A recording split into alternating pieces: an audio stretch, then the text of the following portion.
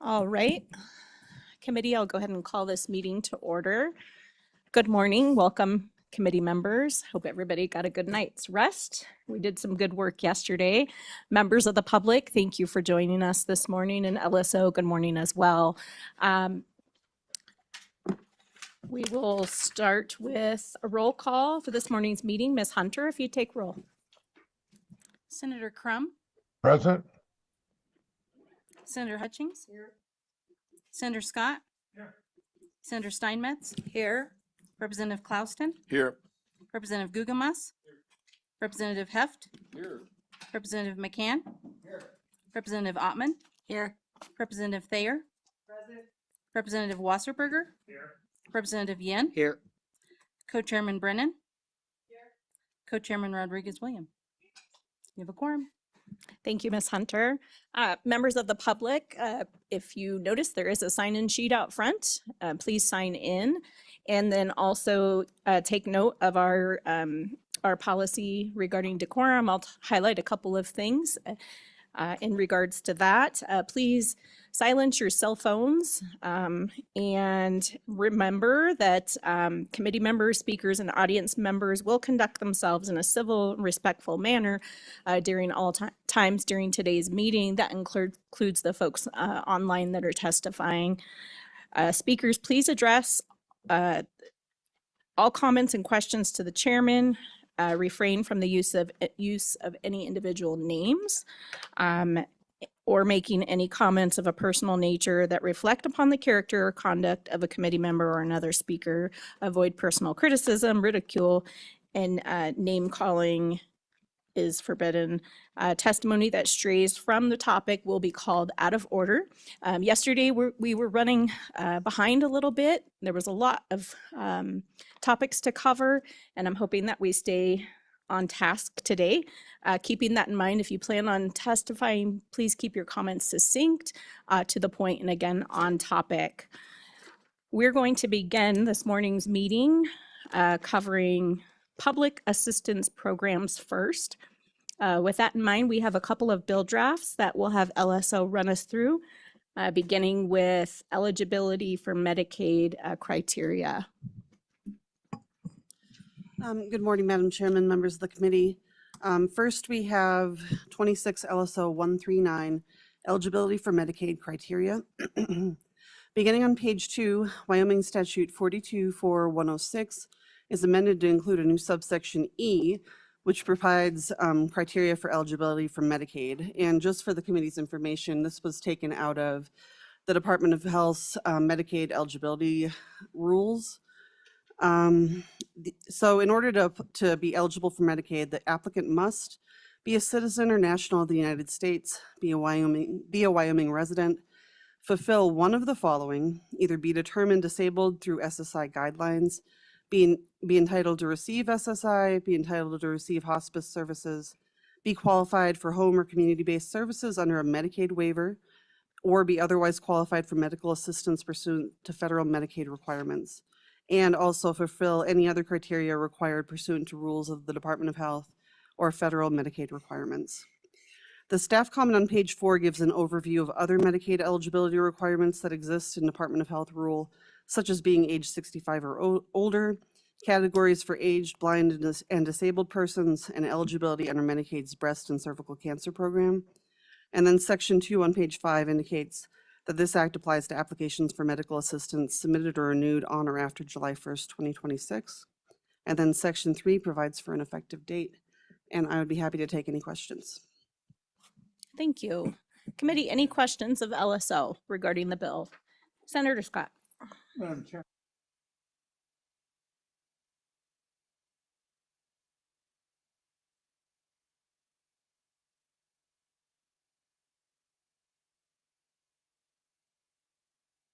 Pretty important bill, and we tried to do this about 25 years ago and failed because the health department had not gotten their rules together as well as they have now. So that's a little history on that. The lead in on to that page 4 is over on the bottom, page 2, an applicant should fulfill not less than one of the following criteria. So they meet any one of the criteria. And this one says, be otherwise qualified for medical assistance pursuant to federal Medicaid regulations. Now, there are federal Medicaid regulations that somebody who is between 100% and 138% of the federal poverty level can qualify for Medicaid. Am I right in thinking that would explicitly allow those people to qualify for Wyoming Medicaid? Ms. Johnson. Madam Chairwoman, Senator Scott, are you indicating that this would allow for Medicaid expansion or? So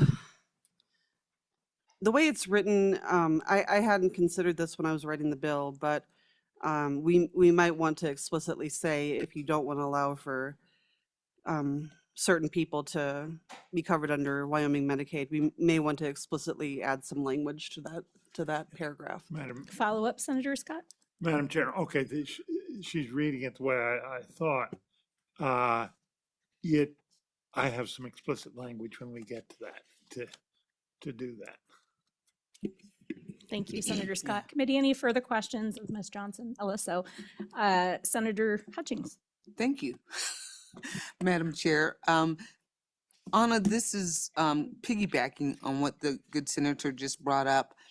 Would this also, first of all, can we just exclude this statement? So we don't have to, or it can't be expanded on in any way. Can we do that?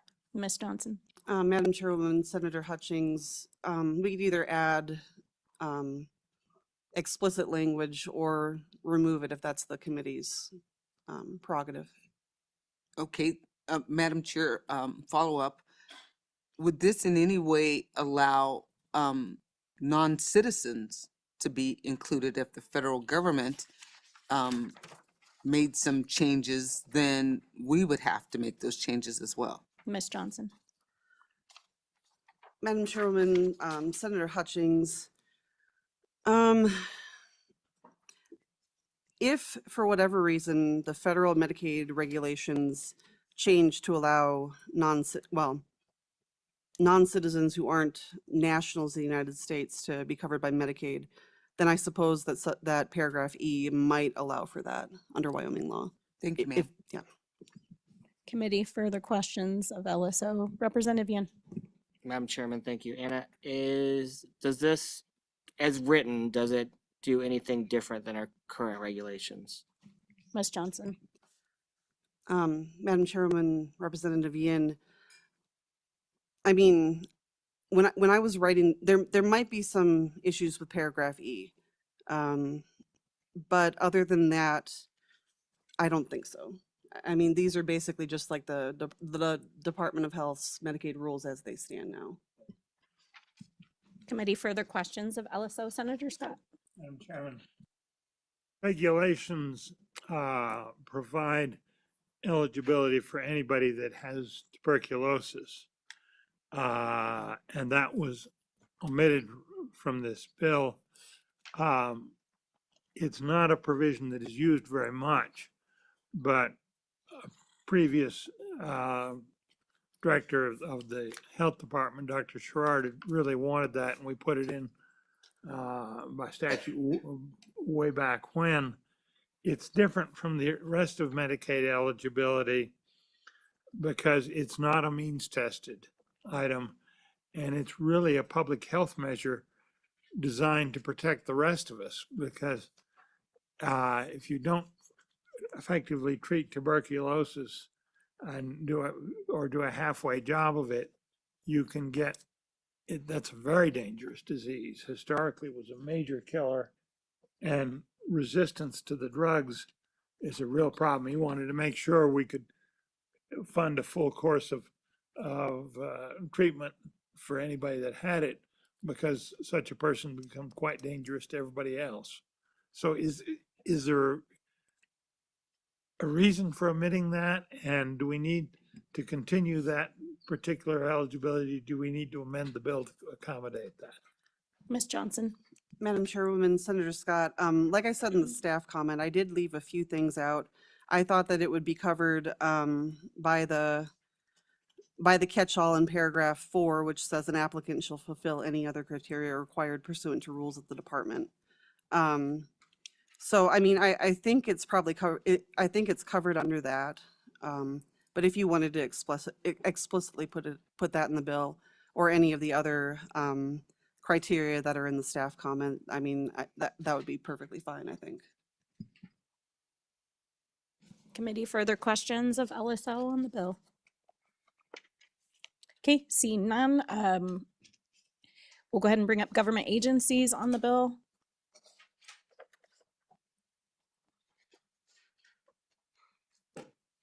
Good morning, welcome back. Good morning, Madam Chairman, members of the committee. Stefan Johansson, Director for the Wyoming Department of Health, joined to my right by someone you heard from a lot yesterday, Jesse Springer, our interim state Medicaid agent and Senior Administrator for our Division of Healthcare Financing. Mostly here, Madam Chairman, to answer any questions you all might have, but I wanted to make 2 comments and then let my colleague make any comments as he oversees this area directly. 2 things. Number 1, just a reminder to the committee, as you can see through this bill or through our regulations in Medicaid for eligibility, you have to meet essentially 2 categories of criteria to be eligible for Wyoming Medicaid.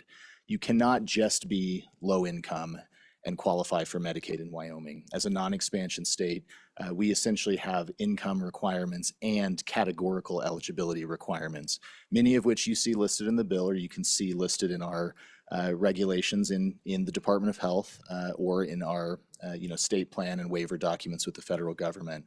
But essentially having some sort of disability or condition-based eligibility criteria must be there in addition to the income restrictions or requirements that we have. So just thought it would be helpful to reiterate that. And then secondly, many of the things that are listed in this bill of how we assess eligibility relates to a lot of the systems that we have in Medicaid, both for finances and other means. And it's worth mentioning to the committee that over the past 10 years, the legislature had directed us to modernize all of our Medicaid technology systems. It's been in my view, a very successful project, mostly led by Mr. Springer here. We're one of the states that I think is most advanced in our Medicaid technology, and there's a lot of benefits that we've been able to accrue from the investment that the legislature made. And that investment the legislature made came largely with 90% federal match on these technology projects over the last 10 years. So things like citizenship verification, various income and asset verifications through federal data sources, even state data sources like Department of Workforce Services.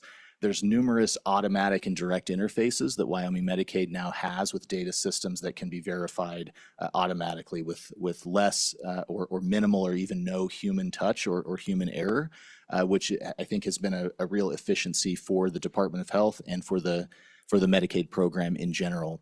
Mr. Springer is, I'm sure, more than happy to elaborate on some of those system interfaces should you have questions. But even outside of eligibility verifications on some of the things I mentioned, those system efficiencies, for example, with provider enrollment, we can enroll providers in minutes with a clean application versus months that it could take prior with more human review.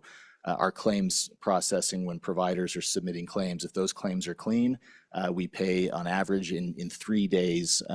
Providers get paid after submitting a claim to Medicaid. So a lot of efficiencies and more effectiveness have come from that investment in our technology systems. And again, happy to have Mr. Springer elaborate should you have questions. This bill, as Ms. Johnson mentioned, is somewhat of a reiteration of our current rules and regulations. We don't see anything in here that would be new or different in terms of eligibility criteria, and we're happy to speak to the various elements that are in here of verifications and assessments that we are already doing in the application and eligibility process. But I think the staff comment is well taken from the bill. You could get very detailed in replicating a Department of Health rule or regulation. The bill could get much longer in different categories of eligibility that we have. But it's also important to remind the committee that Medicaid is an optional program.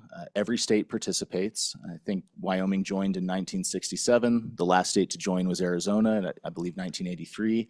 And by joining, you agree to certain federal terms. There are required services, required populations that you can cover, and then there are optional services. So think of our developmental disabilities waivers, where we serve people in their home and communities instead of in an institutional setting.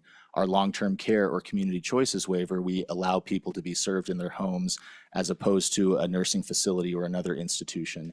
Those are optional programs and things that we have over the decades brought to the legislature. Does Wyoming want to elect to cover these populations or these types of services? And to have those authorizations, we obviously, we can't do those things without, number one, legislative input and especially, budget authority for that. So there are checks and balances on, to Senator Scott's point, on covering the optional Medicaid expansion population. That is not something that we as the Department of Health could do unilaterally without legislative involvement, number one, through the required appropriation that the federal government would be looking for Medicaid expansion, or any legislatively mandated parameters around that. So just to allay some concerns that even if that were left alone in the bill, I don't think that's something that we could use as authority to, for example, expand to another population there. With that, Madam Chairman, if I may hand it over to my colleague, Mr. Springer, to answer any questions you might have about our systems and eligibility or any general comments he would like to make. Madam Chairman, just walking through the bill a little bit. If you go to page 2, we are already required to do the verification of citizenship or legal residence under federal law, which is 42 CFR 435.406. And so we have data matches with Department of Homeland Security. They are and also Social Security Administration. So they're verifying this is a valid Social Security number that's been given to us. It matches the identity information that was provided on the application. Homeland Security then verifies whether someone is a citizen or a legally residing non-citizen, which would include people on H-1B work visas and those other type of legal status. The second item here about residency, we also are required to verify residency by federal law. That's 42 CFR 435.403. There are federal interfaces we send that all the states send to this. It's called SAVE, and we data match with each other, and then we receive a data match back each month that says which residents are enrolled in 2 states, and then we send all of those residents notices. And if they don't respond or confirm they are out of state, or they give proof that they have terminated the other state's enrollment, there's different actions that happen. But essentially, we clean up who's enrolled in multiple states. So we have very few people that are enrolled in multiple states. That interface has been running again since June. So we did pause that during the public health emergency based on federal direction. That has resumed again. And then just going to page 3, we have other data matches with workforce services, asset programs to check asset verification. And so we're checking residency, identity, legal status, income through multiple sources, not enrolled in another state. Are they part of a qualifying category, which includes disability, pregnant women, children?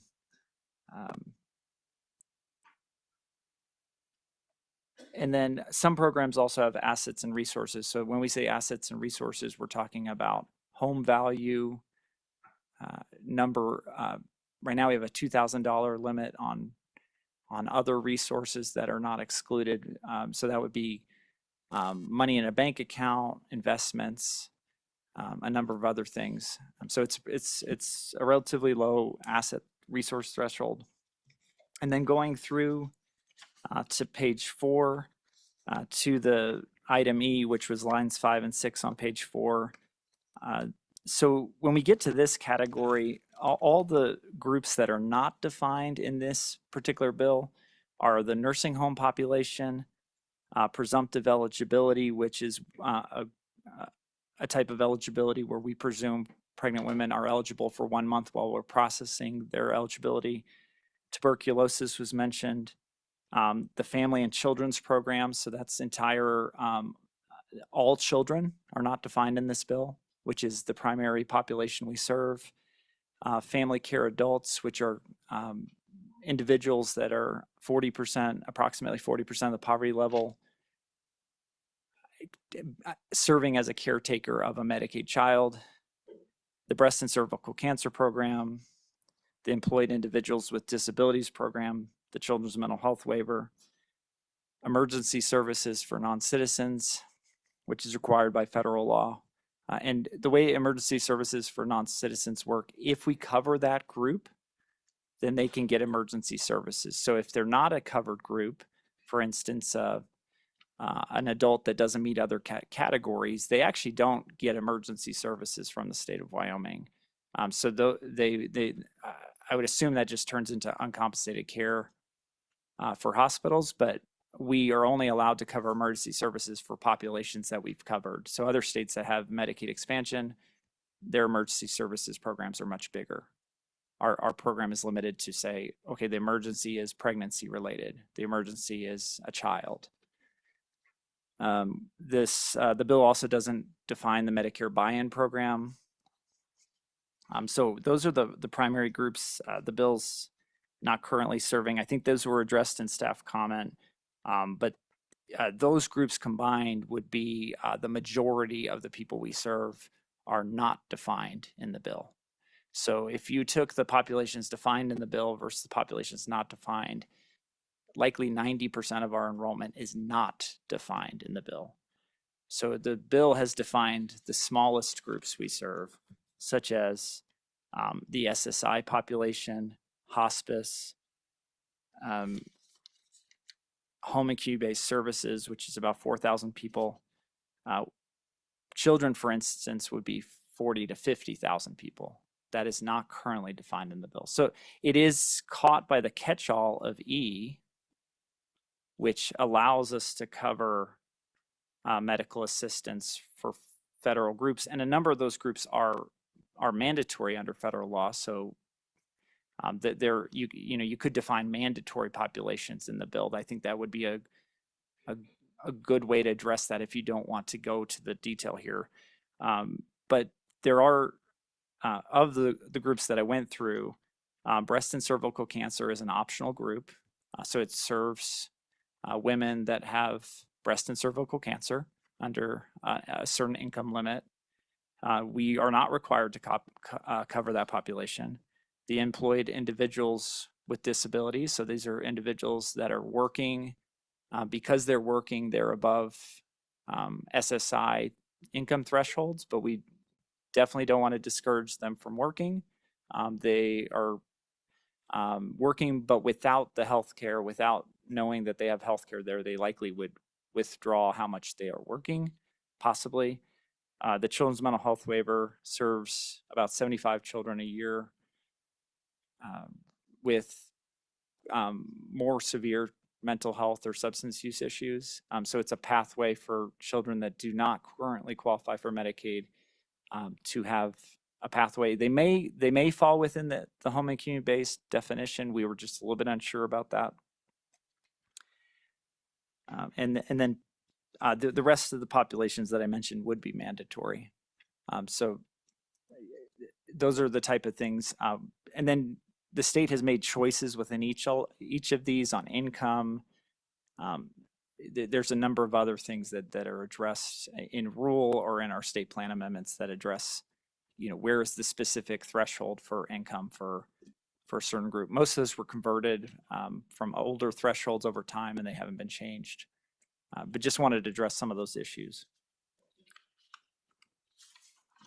Thank you.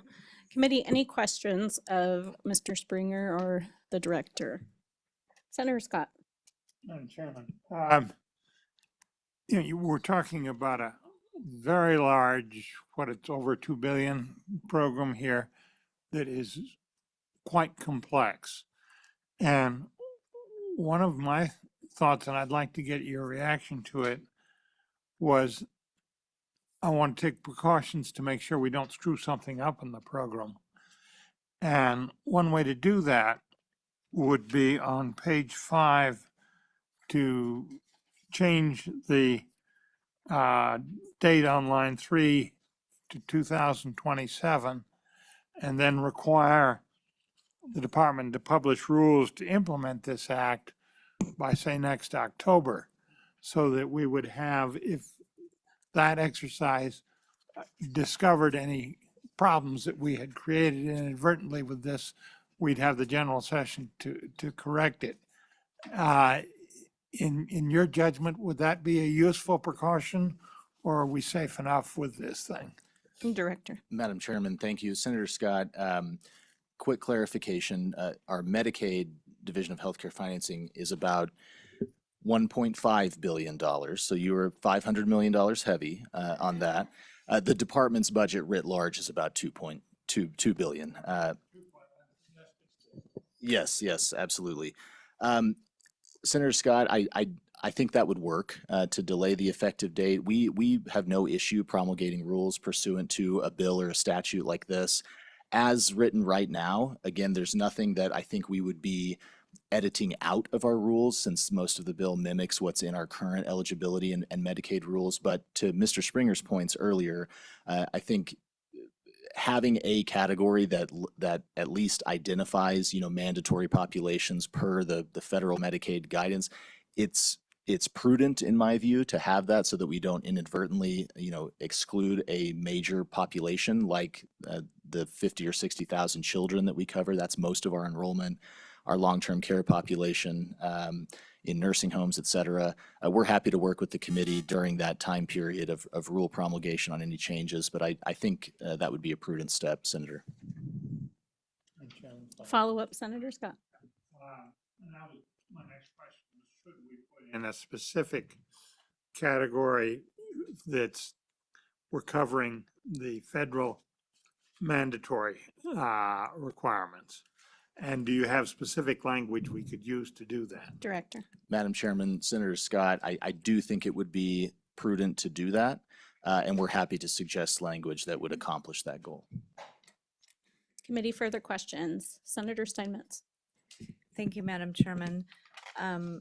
Director, I was just wondering, so under the ACA, we weren't able to disenroll anyone for ineligibility. How many people have been disenrolled now? Or I don't know if that's the correct terminology, but where are we at with that? Because that was a very concerning issue a few years ago. Director? Madam Chairman, Senator Steinmetz, so it wasn't an ACA provision, but during the public health emergency, the federal regulations changed for Medicaid programs, essentially prohibiting disenrollment during that public health emergency. That lasted for about 3 years, where that federal provision was in effect. What it came with was an enhanced federal match, because in many states, the concern was if you can't disenroll people for Medicaid, then you might see some utilization and expenditures, and the federal government wanted to offset that with enhanced federal funding. In Wyoming, while in a few select areas we saw some increased utilization, generally speaking, we didn't see that to the extent that other states did, which is what we were discussing yesterday of why we had some general fund savings during that time period. The public health emergency ended in late 2023, I believe. And we began what we called the unwinding process. So for about a year, we began the process of doing our normal eligibility redeterminations. It was a significant amount of work that had built up that were mostly on the back of our long-term care eligibility staff, where a lot of the volume was there. And we've essentially completed that process. We could get you the exact numbers of disenrollment that happened. We have some graphics and visuals about that. But we're basically at a steady state now in terms of what we assumed to be quote unquote normal enrollment after the public health emergency.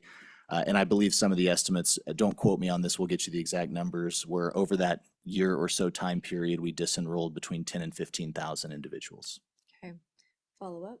Follow up, Senator Steinmetz. Thank you. And that's what I wanted to make sure of, that we weren't trapping those people in our system in any way with this bill, and that we are actually tightening things up to where we're operating under our current system. Madam Chairman, Director. if I may, Senator Steinmetz, absolutely. I think that's a warranted concern.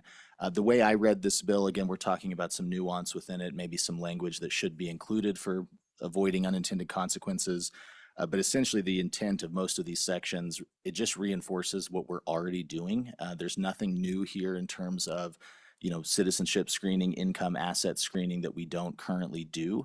So just for clarity for the committee, there's nothing in the bill currently that would direct us to do anything different in terms of eligibility restrictions. But I do think it's helpful, if this should move forward, to have those discussions about what should we clarify within the bill's language to make sure that our current safety net populations in Medicaid are covered, and not, again, inadvertently by state law, putting us in a bind with the federal parameters of the program, or parameters of the program that you as the legislature have said, these are populations that should be covered by Wyoming Medicaid at these income levels or these acuity levels. Further questions, committee? Representative McCann. Thank you, Madam Chair. For either of you, Mr. Johansson or Mr. Springer, as I referred to yesterday, I'm a little bit of a knuckle dragger. So clear up for me, what is this bill doing that the bill that or the statute we have now is not doing? It doesn't. Director. Are we trying to clear something up that's confusing? I'm a little, in reference to, Senator Scott's remarks. It sounds like we're adding language to catch up to what we already have. So what's the reason for this bill? Director. Madam Chairman, excuse me, Representative McCann, I don't know. I think that would be a question for the bringers of the bill. But I think to your question, it would be just a reinforcement, so to speak. The bill's theme that I see is just kind of what we're already doing. Helpful to mention here that, as you know, any rules that we promulgate go through public comment, go through legislative review, go through executive branch and Secretary of State review. So there is a public process for that. If we were to change or amend or add a section of rule for eligibility, that has a governmental and public process to go through. But essentially when we saw this bill come out last week, we saw just a reinforcement in state statute of what's currently in our program, again, with a few missing pieces that we talked about a few minutes ago, but really just a reinforcement of what's currently existing. Follow up, Representative McCann. Thank you, Madam Chair. Was there a reason we need this reinforcement? Director. Madam Chairman, Representative McCann, generally speaking, from my perspective, and I mean no offense by this, I don't see a broad need for the bill. But I also know through various sections of statute, there in federal programs that we have, the legislature can articulate its preferences or its direction, and maybe that's based on how things work currently, or in some cases how we want them to work in the future. But in terms of our operations, in terms of our current eligibility and coverage in Medicaid, there's not an operational need for the bill. Nothing essentially would change. We would just want to avoid some unintended consequences. Committee, further questions? Senator Scott.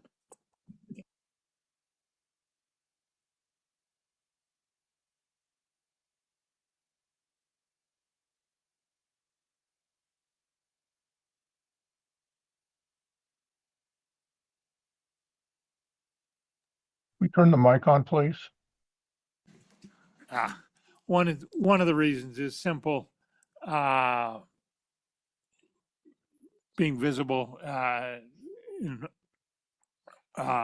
open with the public, putting the requirements on Medicaid in the statute where everybody can see them. Second, the budgeting for Medicaid is different than for everything else. The eligibility is what controls the budget. And if they expend more than is appropriated, most programs, you stop spending. This one, you can't do that. You have to go, you build up a backlog and pay it off in the next biennium. For years, we had a Medicaid backlog carryover that was a major problem. Or they come to the budget session and we have a special appropriation immediately effective to deal with an overage. So this combined with the provider eligibility section that is in statute already is what controls the total spending. And that is a fundamental duty this legislature has. That's probably the most important thing. Third, the current restraint on gradual expansion in the Medicaid program is contained in Session Laws of Wyoming 2013, Chapter 116, Section 5, which says that no further expansion of eligibility for Medicaid shall occur without approval from the legislature. That's not in the codified statutes. It's still law, but it's back in a non-codified section, and we can use this bill to replace that and make it upfront where everybody will see it, and that I think will be useful too. So those, Madam Chairman, are the three reasons I see for doing this. Committee, further comments or questions of the department? Senator Brennan. Thank you, Madam Co-Chair. I just want to make sure that I've got everything correct on some of your suggestions. One is that we somehow include those federally mandated populations that aren't in the draft bill. The second comment you guys made, well, actually it was the first comment, but on page 2, I think it was Romanet Little Romanet 1 and Little Romanet 2, where we have kind of a duplication of federal law. Is there anything in that wording that you see as conflicting with federal law? Director. Madam Chairman, Co-Chairman Brennan, I'll have Jesse elaborate here, but there is a problem in Romanet I on page 2 where the second sentence is about a pregnant woman considered to be lawfully present. That actually applies to all groups per federal law. There's U.S. citizenship and lawfully present immigrant restrictions on there, so we would have some suggestions on cleaning that up as well. I can let Mr. Springer elaborate on that if you'd like. Mr. Springer. Madam Chairman, he stole my thunder. Generally, what we talked about with those different visas, lawfully present, in some cases, refugee groups, which we don't honestly have a lot of enrollment of refugee groups in Wyoming. Just the term pregnant women considered to be lawfully present, a mandatory population considered to be lawfully present, or a person otherwise eligible considered to be lawfully present shall be eligible for medical assistance under this chapter, I think would be helpful. It just, right now, it actually is limiting and it would be in conflict with federal law. Follow up, Senator Brenner? Yeah, thank you. I appreciate that. Is there anything else that we've missed on your suggestions? Just want to make sure we have a comprehensive list. Mr. Springer. Madam Chairman, the legislature from time to time authorizes the department to pursue 1115 waivers, which are demonstration waivers. For instance, there was a tribal 1115 demonstration waiver, which did not change eligibility. But there's been other 1115 waivers that we've been authorized to pursue, including a pre-waiver for the long-term care population, which we haven't submitted yet. But those, from time to time, those are authorized in usually budget footnotes. And so I'm not sure how to deal with those type of issues within this bill.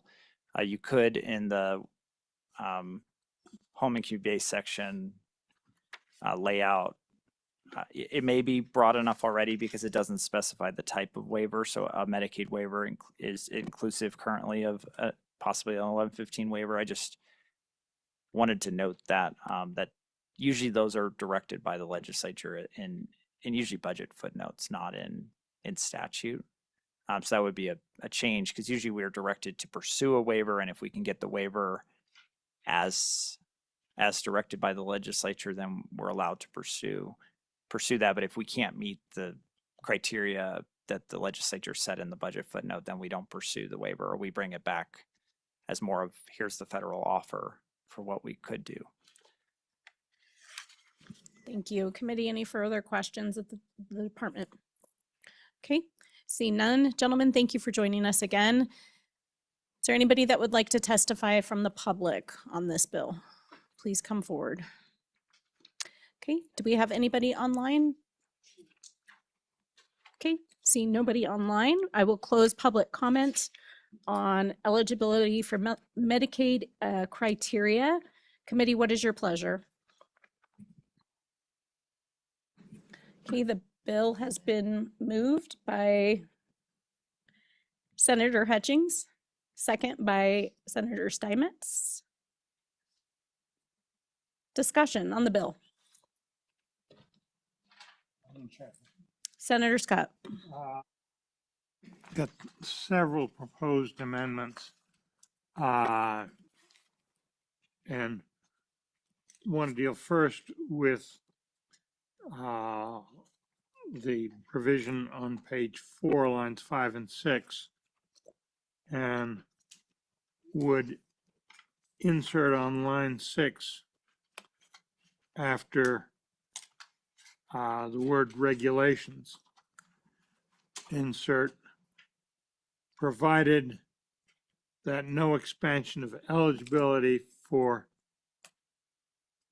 Medicaid beyond the eligibility as of July 1st, 2025 shall occur without prior approval from the legislature explicitly enacted into statute. And I Okay. can repeat that if Ms. slowly Johnson, do you if have need that? be. Okay, she has it. So we have a motion, amendment moved. Is there a second? Senator Hutchings has seconded. Any discussion on the amendment? Representative Yin. Madam Chairman, thank you. Ms. Johnson, could you help me understand what would be covered by explicitly enacted in statute? Would it have to be in the green books, or does session law count? What is explicitly enacted in statute? Ms. Johnson. Do we use that anywhere? Madam Chairwoman, Representative Yin, by my reading of it, it would have to be in the green books, like explicitly stated in the green books, because the wording is authorized by statute. So it wouldn't be non-codified law. Does that answer your question? Committee, further discussion on the amendment, Senator Scott's amendment. So, Madam Chairman, Representative Yin. just a question for Senator Scott. So is the intent to also prevent us from using budget footnotes in the future for Medicaid? Senator Scott. Madam Chairman, it would, and we could modify that language if that was a problem, but its intent to make it very explicit that the legislature has done it through all our formal processes of creating a law, because this is the restraint on mission creep and gradually getting into new spending. Without an amendment to this section, this is a bill to authorize a Medicaid expansion. I don't think we should pass such a bill. So, Madam But- Chairman, Representative Yen. Would it be a friendly amendment to say, beyond the eligibility unless explicitly directed by the legislature? Senator Scott. That would enable a budget footnote to do it. I wouldn't have great problems with that. If you want to try, For- go ahead. Further discussion on the amendment. Senator Steinmetz. Thank you, Madam Chairman. I would push back on that, and the reason is because a budget footnote is only for 2 years. And we got ourselves into trouble with that when we were giving our judges raises, and we did it through a budget footnote, and now we have to come back and do it every 2 years, and that's a real problem. And so I would hate to see us, I mean, the waiver is one issue, but I really think we should be handling this through statute rather than budget footnotes, because that's just 2 years.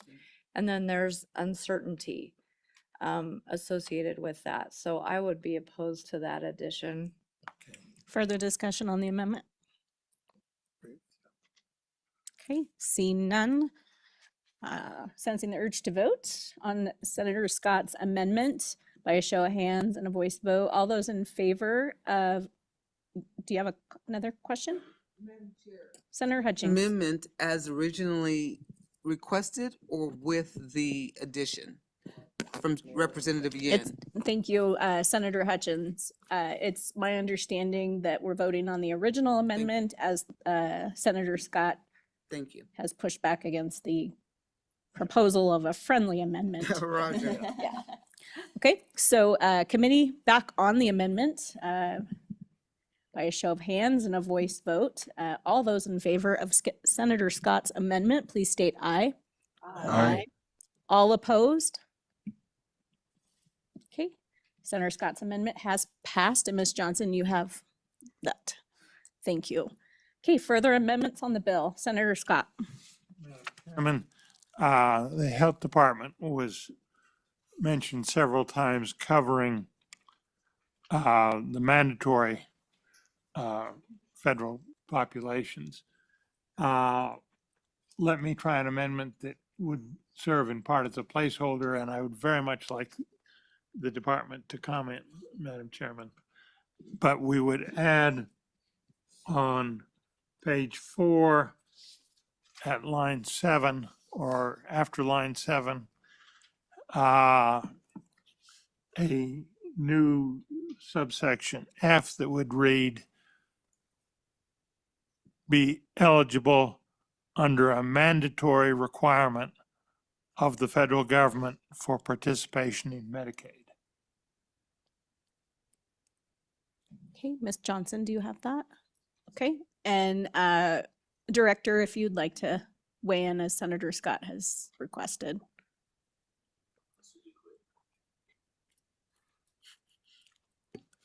Madam Chairman, no issues with that. I think it works to the intent that's there. No issues from the department.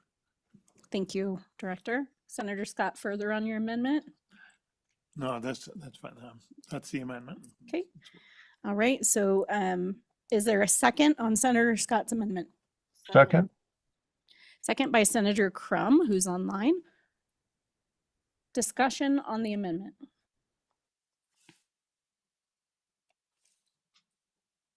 Okay. Representative McCann. Thank you, Madam Chair. Could you just repeat it again so I could, please? Senator Scott, if you'd repeat your amendment. New subsection F on page 4, be eligible under a mandatory requirement of the federal government for participation in Medicaid. So we pick up all the mandatory things that they've got, which is a major part of our program. Things that you either participate in them or you don't participate in the Medicaid program. Okay, further discussion on the amendment. Seeing none, we'll go ahead and vote by a voice vote and a show of hands. All those in favor of Senator Scott's amendment on page 4, state aye and raise your hand. Aye. All opposed? Okay, That amendment has passed. Further amendments and discussion on the bill. Senator Scott. Madam Chairman, amendment that I discussed earlier as a precaution against making a mistake in this program. On page 5, line 3, delete 2026 and insert 2027. So this act would apply to applications for medical assistance submitted on or after July 1, 2027. And then add an additional sentence right after that. The department shall publish rules to implement this act by October 1st, 2026. And that date, Madam Chairman, is intended to give this committee an opportunity to review those rules and see if they cause us to make any changes in what's being done. So that we have an ability to pick up any mistakes, and we have an ability to look at the rules implementing this to make sure that it's what we, the legislature, want to do. Thank you. Ms. Johnson, do you have that? Thank you. Is there a second on the amendment? Senator Hutchings has seconded the amendment. Discussion on the amendment.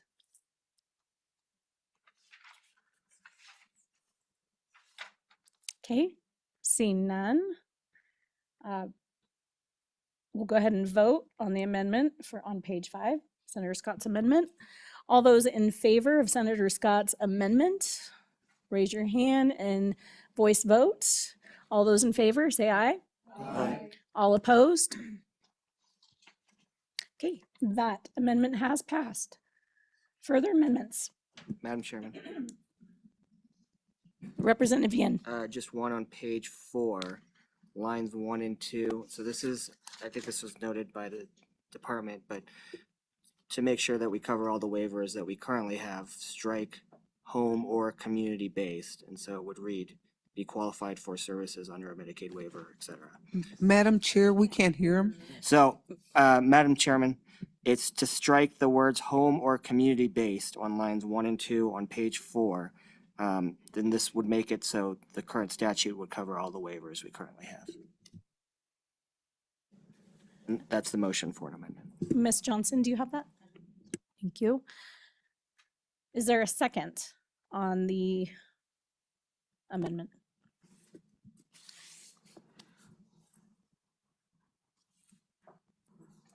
Okay.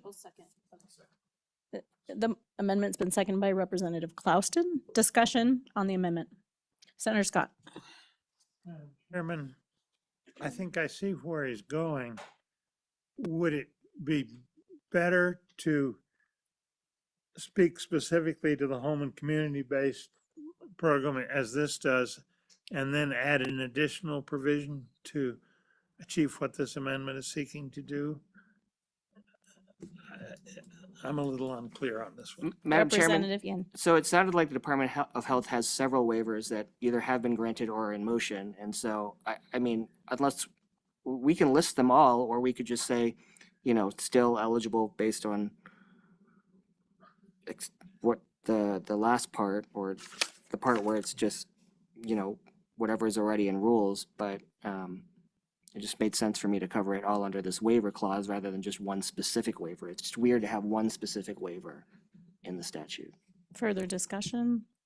Senator Scott. Madam Chairman, should it be for any waiver that the department has sought, or should it be a waiver that is authorized by the legislature in some way? Representative Yin. Madam Chairman, happy to have that be a friendly amendment if it's okay with my second, for it to be one that the legislature has directed. Okay. We have a friendly amendment. Further discussion on the friendly amendment. Senator Steinmetz. Thank you, Madam Chairman. Would it be okay if we asked Anna why she drafted it this way, if there was some specific reason that this is in here the way it is? Ms. Johnson. Madam Chairwoman, Senator Steinmetz, I was basically just going on what the Department of Health rules said. I mean, I didn't do anything differently from what I recall. But I think it does make sense to allow just eligibility under any Medicaid waiver, so. Okay, thank you. Okay, further discussion on the friendly amendment? Representative McCann. Thank you, Madam Chair. Does that, taking those specifics out, I just worry, does that create a loophole? Does that create a loophole any way? Thanks. Ms. Johnson. Madam Chairwoman, Representative McCann, I think by adding that the legislature has authorized kind of cleans that up. Further discussion on the friendly amendment? Okay, seeing none. Oh, Senator Brennan. Thank you, Madam Co-Chair. I just have one question on the authorization of those waivers by the legislature. Are we ever going to have a point where there would be a waiver that we would want to have, but that we couldn't get because the legislature wasn't in session? I'll ask the That- director to weigh in briefly on that.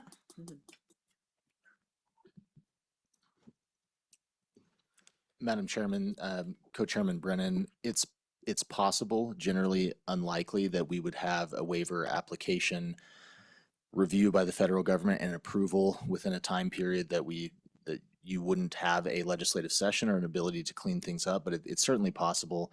Mr. Springer mentioned through budget footnotes over the years, the legislature has directed us to negotiate with the federal government on certain waiver concepts, most recently a long-term care waiver, basically in addition to one of the waivers we had to capture a pre-institutional population, serve them at home, and try to avoid nursing home placements. As was mentioned before, those budget footnotes have kind of session law operation for a biennial period or a 2-year or a fiscal year period.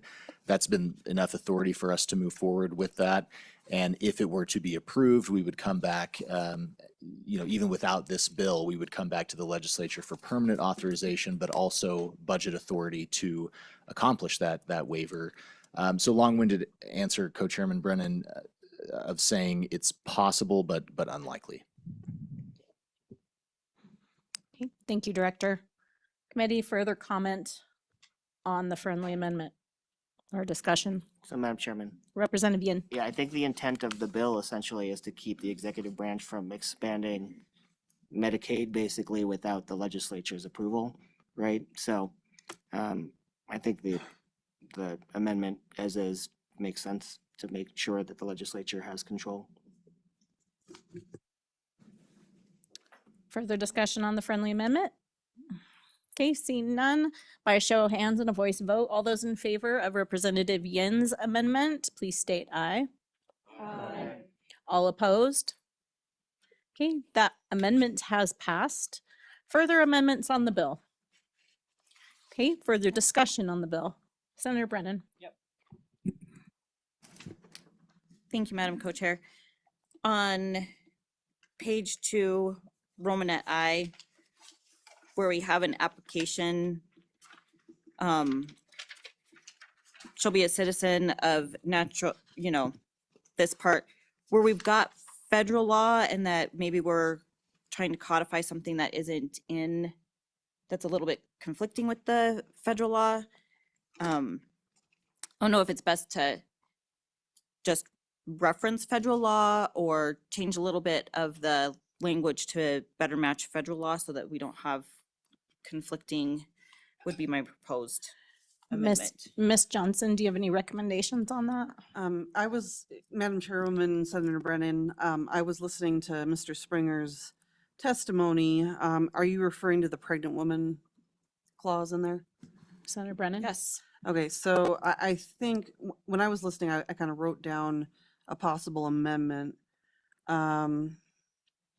So you could just basically say an applicant considered to be lawfully present in the United States shall be eligible for medical assistance. And the Department of Health can tell me if that's problematic, but I think that would probably work. Did everybody hear that? Okay.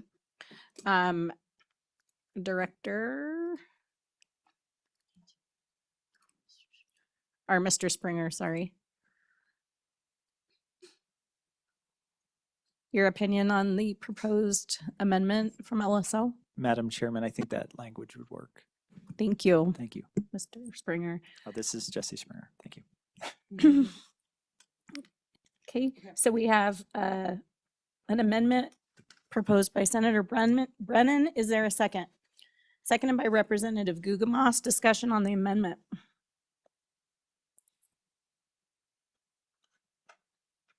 Okay, seeing none online.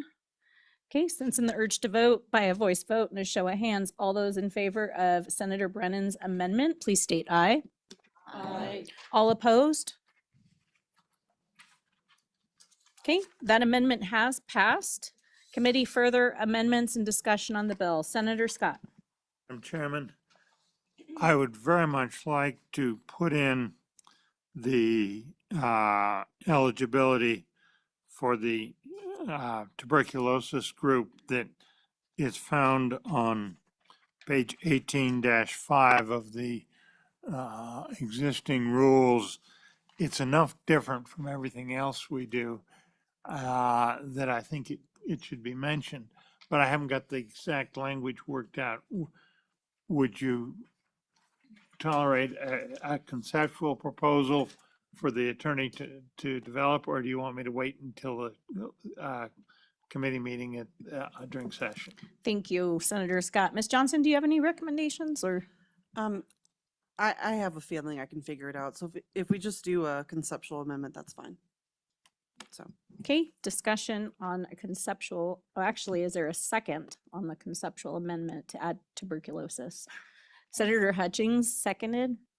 Discussion, Madam Senator Scott. Chair, the reason I want to do it is it's a very small number of individuals over the years, but they are a very real public health threat to the rest of us if for financial reasons or other reasons they can't complete the course of medication, which is often several years, to get themselves cured up.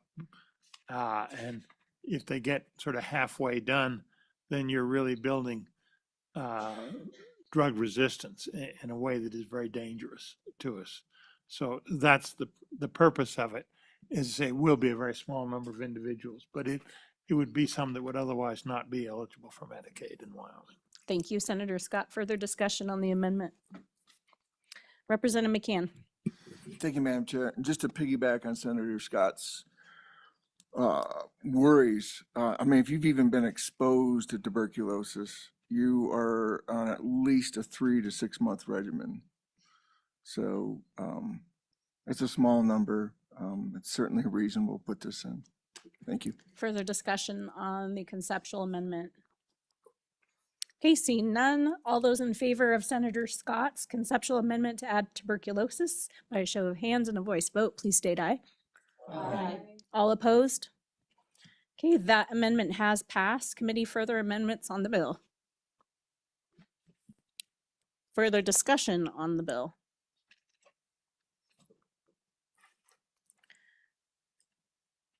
Okay. All right, Ms. Hunter, if you'd call the roll on 26 LSO 0139, eligibility for Medicaid criteria. Senator Crum, Aye. Senator Hutchings. Senator Scott. Senator Steinmetz. Representative Klauston. Aye. Representative Gugamas. Aye. Representative Heft. Aye. Representative McCann. Representative Ottman. Aye. Representative Thayer. Representative Wasserberger. Aye. Representative Yin. Aye. Co-Chairman Brennan. Aye.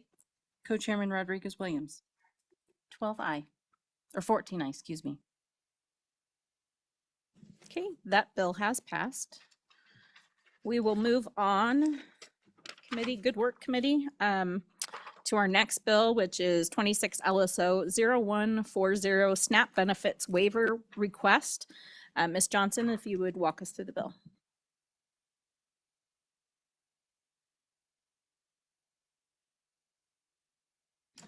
thank you, Madam Chairman, members of the committee. This bill draft is entitled 26 LSO 140 SNAP benefits waiver request. This bill draft would create a new Wyoming statute 42-115, which provides definitions of candy and soft drink, And the bill draft also requires the Director of the Department of Family Services to request a waiver from the United States Department of Agriculture to exclude candy and soft drinks from the definition of eligible food that can be purchased with SNAP benefits. If the waiver is granted, DFS shall prohibit the acquisition of candy and soft drinks from being purchased with SNAP benefits. And if a waiver isn't granted, the Director of DFS shall repeat the request for a waiver not less than annually until the waiver is granted.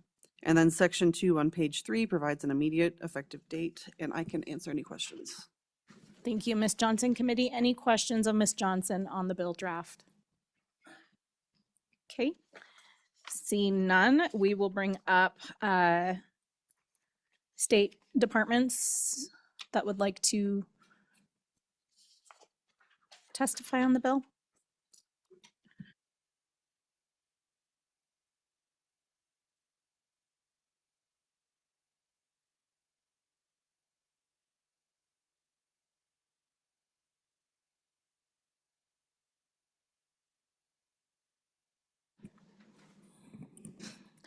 Good morning. Welcome. If you'd state your name and we'll hear your testimony on the bill. Thank you, Madam Chairwoman. My name is Corin Schmidt, and I am the Director of the Wyoming Department of Family Services. With me today, I have Corinne Livers, who is the Senior Administrator for the Economic Services Division, which includes SNAP administration.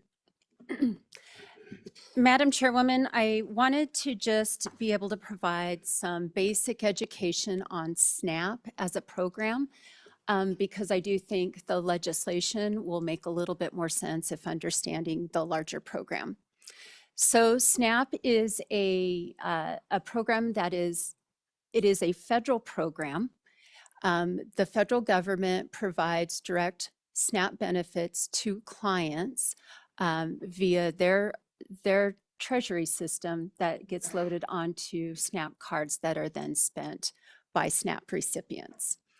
I say that because the money that goes on to SNAP benefit cards does not show up in our budget.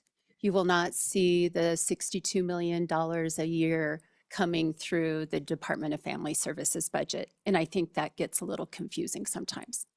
So what the state of Wyoming is responsible for as we participate in this program is really the administration of the program. And what that means is that we do eligibility. So we make determinations about a client's eligibility. And then based on income, household size, and other factors, we then make the decision about how much a benefit that recipient will receive. Typically, on any given month, we have, let me pull my stats up.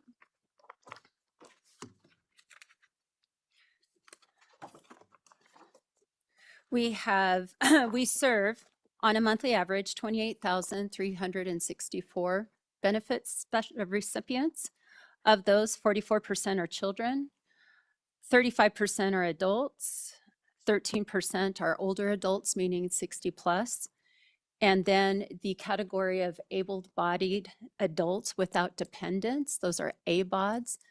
Those folks are subject to work requirements. That's about 8%. The average household benefit per month is about $386. The individual benefit average is about $182. So that's just a basic highlight of the SNAP program. The federal government makes the determination about what foods recipients can purchase with their SNAP benefit cards, which then brings me to the legislation. What this bill is proposing is requiring us to do a waiver. And what that means is that we are asking the federal government to waive the current requirements around the food package, the food benefits that SNAP recipients are allowed to purchase, and exclude some certain things.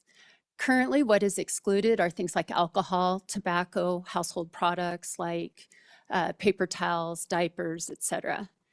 And what this bill is proposing that we request from the federal government permission to exclude from the food purchasing rules candy and soft drinks.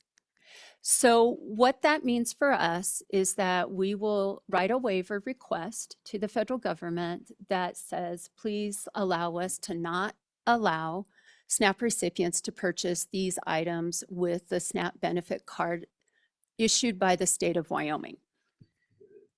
The current rules at the federal government apply across the nation. They're consistent from state to state.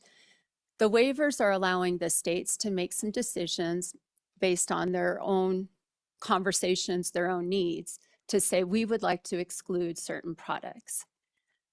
The process for this waiver is a demonstration waiver, which means it's going to be time limited. It'll last for 2 years after implementation. And what it will do is test what I think this committee is wanting to achieve, which is, will children and recipients, adults, be healthier as a result of excluding these benefits? So what we will do is we will create a research project, so to speak, or an evaluation component to see if by excluding whatever it is listed in the statute, if that then it truly does create a healthier population in the SNAP population. So we will submit the waiver, we will implement, so we'll design and implement, which will take about a year, and then we will test it for 2 years. If we find that there was an improvement in the health, then we can go back and request for an extension of the waiver. So this doesn't change the national food plan. It just changes the food plan for Wyoming and only for recipients in Wyoming. Other states may have different definitions or may be excluding other types of foods. And so when a SNAP benefit card is used in those states, then those foods would be excluded. There have been 13 states that have requested the waiver and have been approved. None of them have implemented yet. They're all still in the design phase of their waiver, looking at the communication plan, the retailer plan, evaluation plan. The first set of states will start implementing January 1st. So starting January 1st, we'll see how other states have decided to implement their waiver program. And then we have a variety of rollout dates after that. I think the last one right now is scheduled for July 1st of 2026.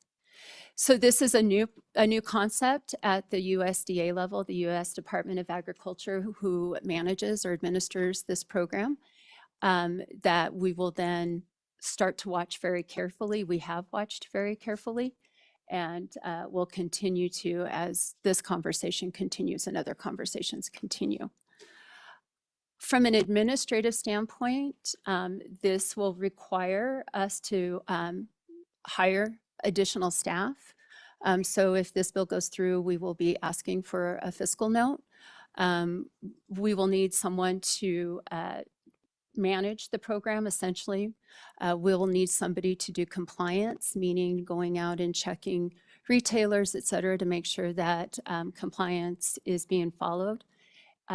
And then an evaluation, somebody to do the evaluation, and then a dietitian, so that we can have some expertise regarding what health should look like, what it could be like, what food should be excluded under whatever definition. We have watched this very carefully. We are in close contact with a lot of states that are doing this to understand how they're implementing the decisions that they're making. One of the cautions that we have received from other states is just paying close attention to how items are defined. So in this particular case with legislation, looking very closely at how candy is defined and soft drinks are defined. What some states are experiencing is that the definition then in practice can create confusion when it's actually applied to a food label.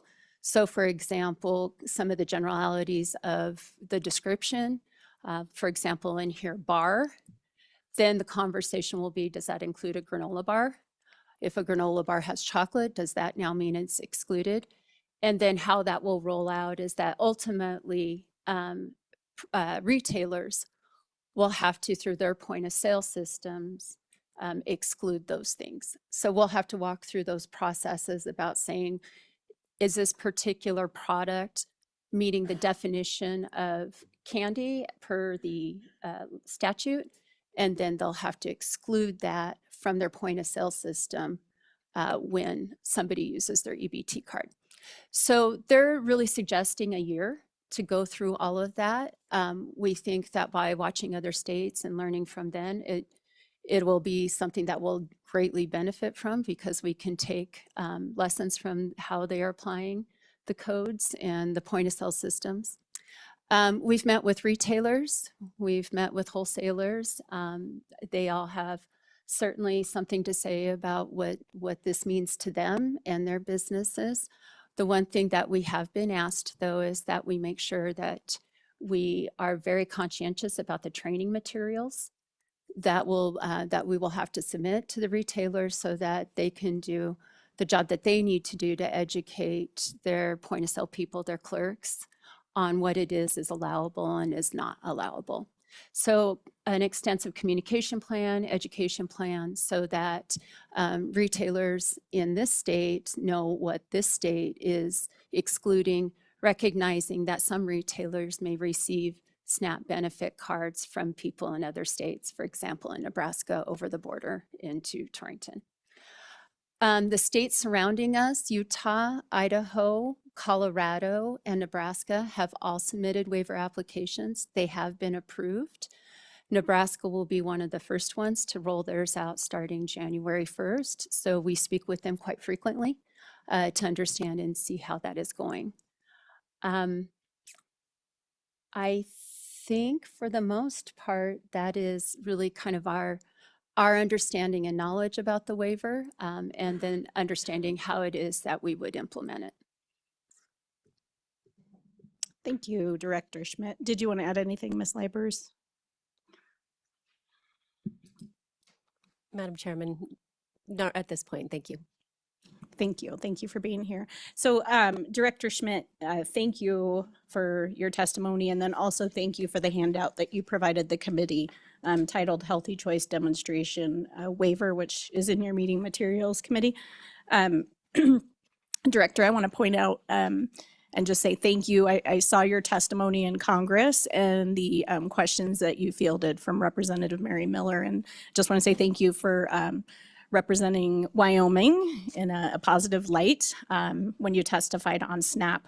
I'm going to kick us off. I do have a question for you regarding the handout that you provided the committee. On the first page, you talk about foods for SNAP purchase, what can be used to buy, or what foods can be purchased using SNAP benefits, and what cannot be used under SNAP benefits, such as alcohol, tobacco, et cetera. My question to you is, it looks like the feds already define what they refer to as staple foods and accessory foods in 7 CFR 271.2. Can you tell me why you omitted accessory food items from your report?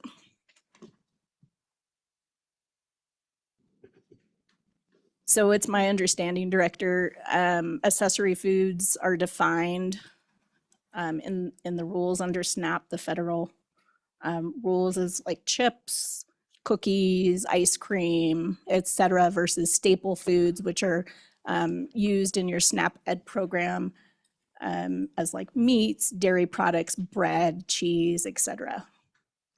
Madam Chairwoman, we included that in the bullet under snack foods. So we didn't call it out per federal statute, but the intent was to kind of have that be that lump sum of all those types of foods. Okay, thank you. Committee, do you have any questions of Director Schmidt? Senator Hutchings. Thank you, Madam Chairwoman. Really appreciate the overview. That was really nice, and it gives us hope that this is a good bill, a good way to start. Question is on the accessory foods. Would it benefit us to just eliminate accessory foods, period, instead of listing candy, pop, et cetera, et cetera? Director. Madam Chairwoman, Senator Hutchings, I think that's a policy decision for this body to make. We will administer whatever it is that you make a determination. Great. But in terms of how to categorize at this time, I don't have a whole lot of insight because we haven't seen how other states have tried to do it yet.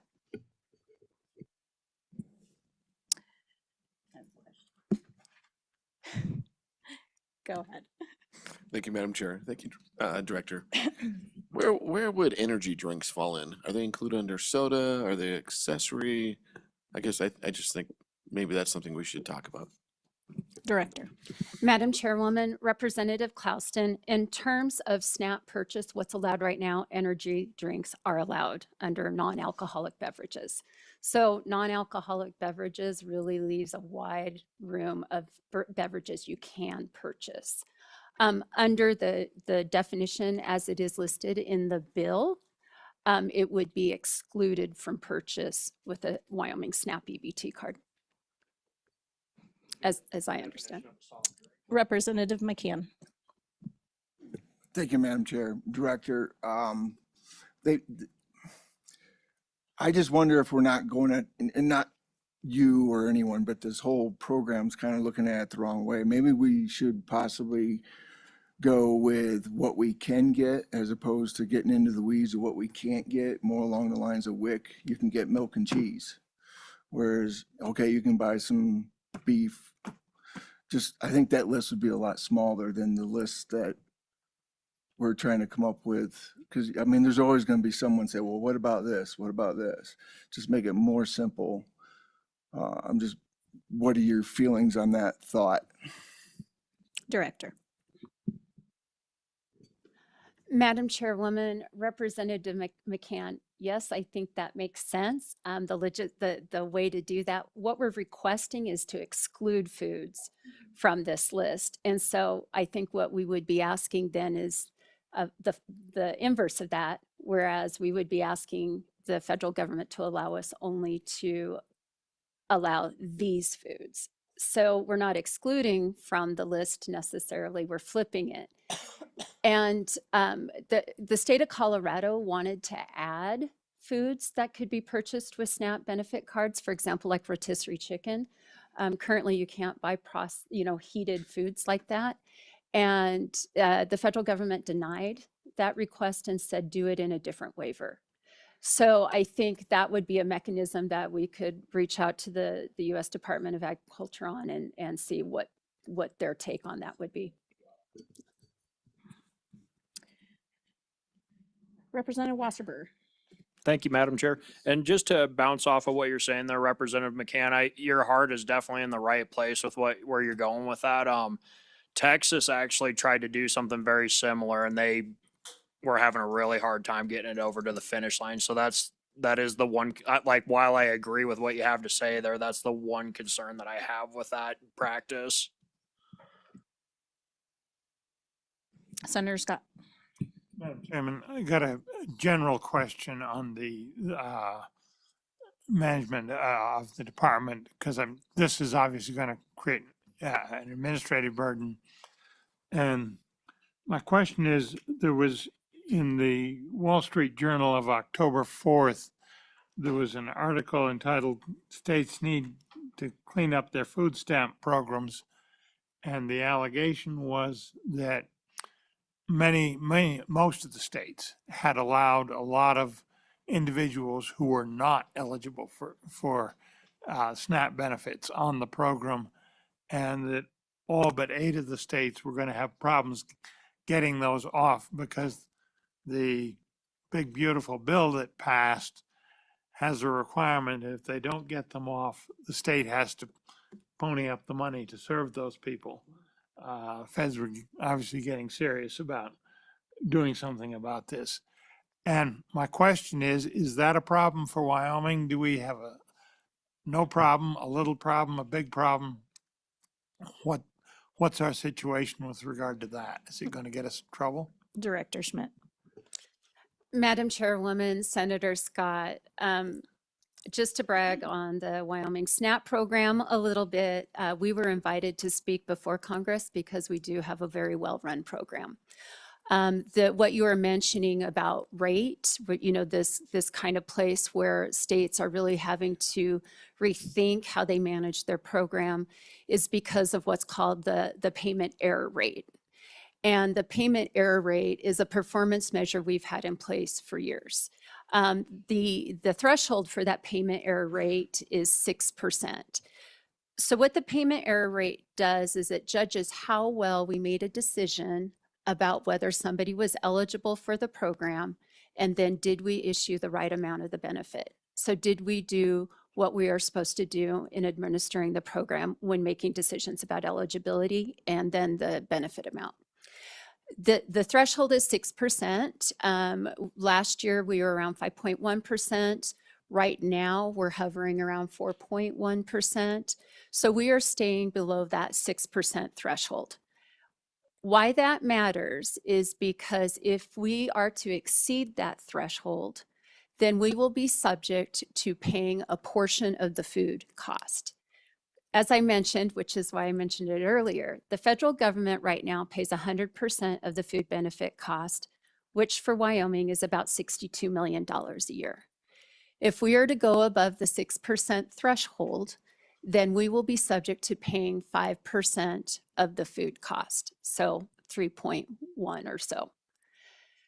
So to the point about risk, and being brutally honest, it is a risk that we are always going to be facing now. We have always watched our error rate. We have been below 6% for 15 years. So we don't expect current practice to really have that big of an impact. What will have an impact are the additional requirements that the program is now under as a result of HR 1, the Big Beautiful Bill. The Big Beautiful Bill changed eligibility criteria for categories of people, which are now going to be a little bit trickier for our staff then to make decisions about, are they eligible, are they staying eligible, and then making the right decision on the amount. And that really comes around our ABOB population. There were changes made to the ABOB population that are now going to require us to ask a lot more questions, try to get a lot more information from certain categories of people. And basically, it really comes around work requirements. So to circle back around, and thank you for giving me a little bit of that so I could get some of that information into your hands. But circling back to that, what I testified in Congress and what still is true is whenever we make modifications to the SNAP program, it is going to cause us, it is a distraction. And it's those distractions then that are going to be, we want to minimize those because now there's money, there's Wyoming skin in the game, whereas Wyoming hasn't had that kind of skin in the game. And we want to make sure that we are not the ones that have to come back and request more money because of an increased error rate. There's one more element about the Big Beautiful Bill that does play in that is very real, and that is an increase in the administrative cost. Prior to July 1, the federal government paid 50% of the administrative cost, the state paid 50%. Starting October 1st of 2026, the federal portion decreases to 25%. The state portion increases to 75%. So that will be an increase of state money to continue the program. Chairman. Follow up, Senator Scott. Madam Chairman, so am I right in reading your testimony saying there's no administrative burden coming at you as a result of that? Was it HR 1 that and compliance with that's going to impede our ability to implement this bill if we should pass it? Is that a correct summary of your testimony? Director. Mr. Chairman, in my testimony, I didn't speak to the waivers. It was really about HR 1. And one of the reasons we were asked to come before Congress is because we also have a fairly basic program. We have not requested the waivers that are allowed. So when you hear other states have bigger programs, they serve more people, it's because they've requested waivers to be able to serve certain populations or to forego certain rules. The federal government has said, yes, you can do that. But at the same time, it also creates some complexity.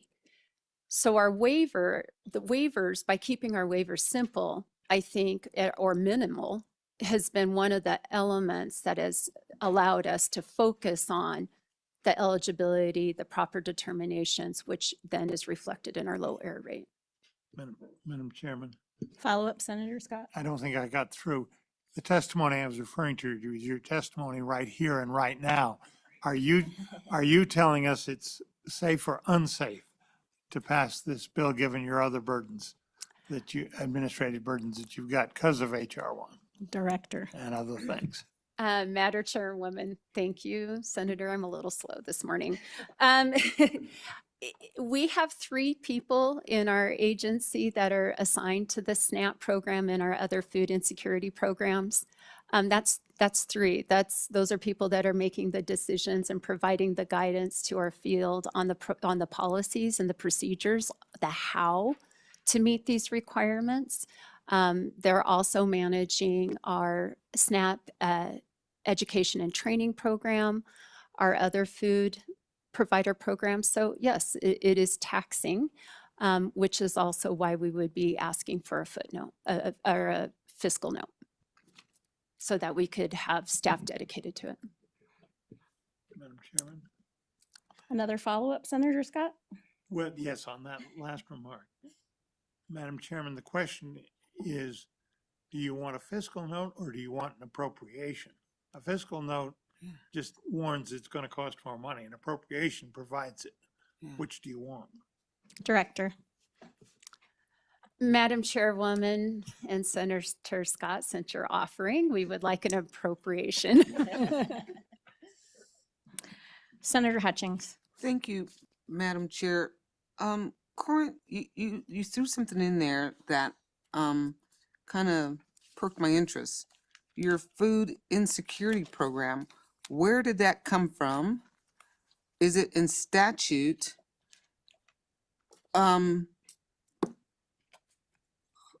What authorization do you guys have to run that program that makes it this would give you a higher burden?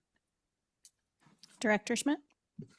Madam Chairwoman, Senator Hutchings, the Food Insecurity Program is really a collection of federal grants that we receive. And so our authority comes under the general authority of the agency to accept those federal dollars. So in particular, we have something called the Emergency Food Assistance Program, which provides food to local food banks, and the Commodity Food Services Program, which allows for food boxes to be available to elderly. Another component of the SNAP program is called the SNAP Education and Training, which were provided federal dollars with a match by the contractors to do education and training around SNAP recipients. So it really is kind of a work program approach. So it all comes within the package of the opportunities available to us to address hunger. Follow-up, Senator Hutchings. Thank you, Madam Chair. Just a quick follow-up. When we talk about what we're wanting to do here with the waivers, in my eyes, I don't look at it as a burden, but as being accountable for other people's money. We're saying, we don't want you eating candy, blah, blah, blah, on our dime. If you want that, you go buy it. But we want to do things that make you healthier so you can be gainfully employed. You can learn better because you're not full of sugar or whatever when you're trying to study. Overall, we're going to try to create or assist in a better and a healthier human being. So to me, it's not a burden. It seems like it's an accountability issue. What do you think? Director. Madam Chairwoman, Senator Hutchings, The burden just is the increased responsibility on the agency to make sure that those purchases are legitimate purchases. So the burden is the accountability. To that accountability comes through us. So it is well within your purview, and as we always have, we will comply with the law, your law, the federal law. My suggestion really is, though, that we are at a place right now because of recent changes to SNAP that make us a little bit more vulnerable than, say, last year at this time before the new federal law went into place. Okay. Thank you. Representative Thayer. Thank you, Madam Co-Chair. Director, thank you for being here. Do you see potential, or could there be potential health impacts on communities that have less access to healthy food options? I mean, we are very rural, not everybody has a grocery store, and having the SNAP program even used less, and thoughts on that with those limited access healthy food options? Director. Madam Chairwoman, Representative Thayer, that is something that we would be watching very closely. And yes, to some extent, have some concern about the impact on the retailers in areas where they are the primary source of food. For example, on the reservation, the closest grocery store is 20 miles away. So reservation residents rely on the convenience stores. We don't know how much of their bottom line really comes from the purchase of these foods, but certainly there is an access issue and what food can be purchased in the convenience store if candy or snacks or whatever is excluded can't. Follow-up, Representative Thayer. Thank you, Director. And I want to make clear that I wasn't talking, well, of course, business is important, but more on the concerns, on the health concerns of our individuals. Representative Ottman. Thank you, Madam Co-Chair. Director, how are you? Good. Just two questions. One, is there a way that we're going to be able to gauge if it's effective, if we've had any signs that it has improved health?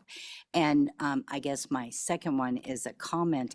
On the reservation, we do have a very good grocery store in Fort Washakie, Heinz General Food Store, that has grown in size, and they are very aware of food insecurity and things like that. They are producing now lunches and all kinds of things that are more appropriate. So just for that concern. And I mean, they have been doing that for quite a while, but improving all the time. And then I guess I did have another question. Is there a notice of or consideration of with elderly people that are in, say, housing where they're not allowed to use like hot plates or have ovens and things like that, where they cannot buy food that's already cooked or heated? Has that ever been looked at? Director. Madam Chairwoman, so to answer your last question first, I don't believe we've ever looked at the impact of that on, for example, on the type of housing you're suggesting where there's limited ability to cook. Under the current SNAP regulations, folks in that situation would not allowed to purchase pre-cooked food to address that situation.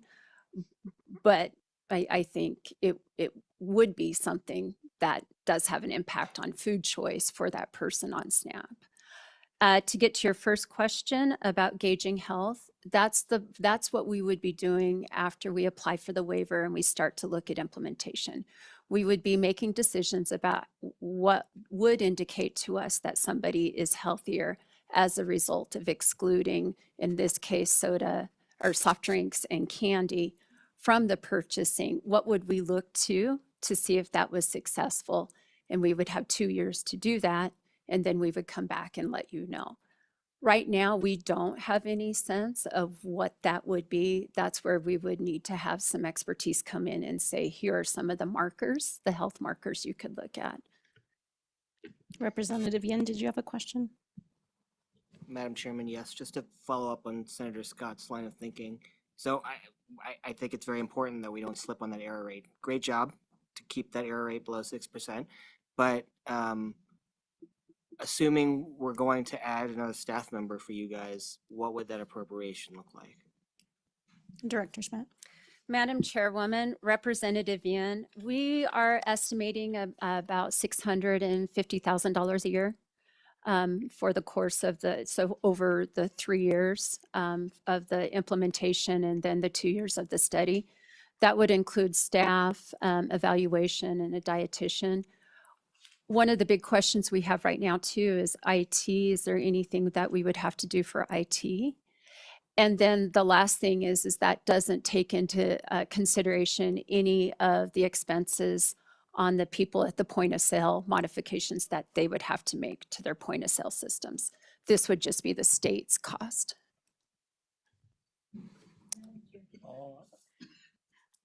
Yes. Thank you. Senator Crum. Yes, Madam Chairman, just a kind of a follow-up to Representative Yen's question. So we're at 650,000 plus some IT costs and maybe some other costs in there. If the appropriation wouldn't come through, say this draft bill becomes law, but the appropriation wasn't with it, does that cause our error rates to go up, or do we just not put the bill into effect? Walk me through that, please. Director Schmidt. Madam Chairwoman, Senator Crum, we would do our best to be able to accommodate it. It would be a lot of increased stress on our staff. And certainly we would have to repurpose some of the people that maybe are now doing eligibility determination in order to have the ability to meet the requirements around the compliance.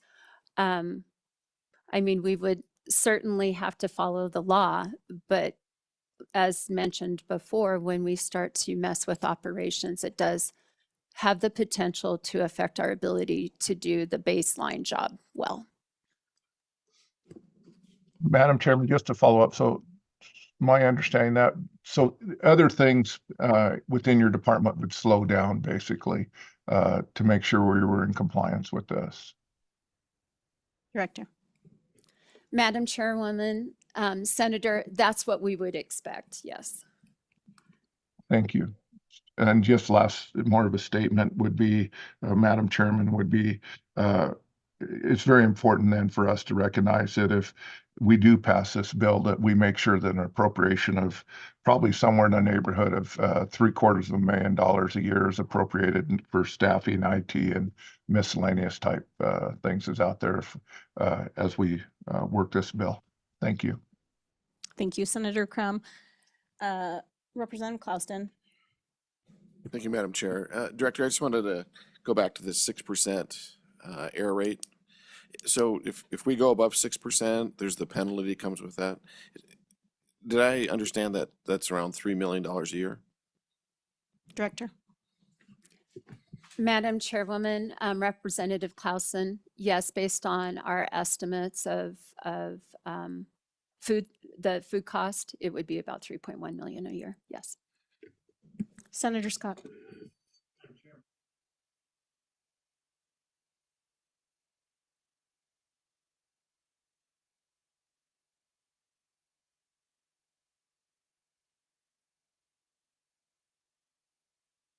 Mike, please. Year per biennium for 3 years. If we wanted to put a biennial appropriation in, which would be normal, what would that figure be? And second would be how much of it, how many positions would it be, and how much of that money would be for positions? Director. Madam Chairwoman, it's about, Senator Scott, the total amount would be about 1.9.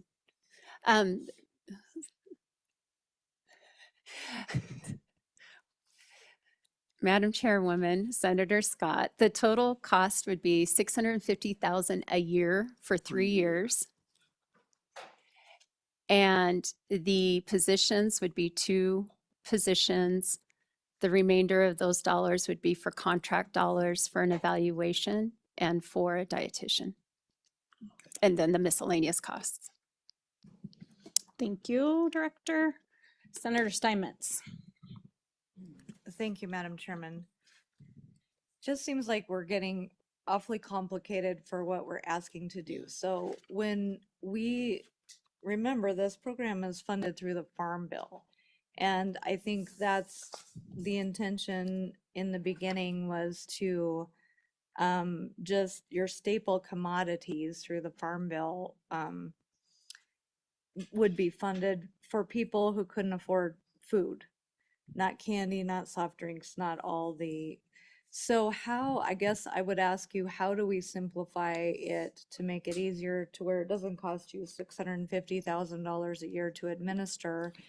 What the intent of this program was in the beginning? How do we unwind this? And do you have some better ideas for us about how to go about this without, because I don't understand why we need a dietitian or a study to find out if people are healthy or not. It doesn't matter. All we're saying is this is what we will provide to you. It's your job to make sure you're healthy, that you get exercise. We can't do that. We're the government. We can't make people healthy again. We can provide some sideboards and what food we will provide for people, but that is up to us. Just like you can't make me healthy, I have to exercise and eat right and all of those things.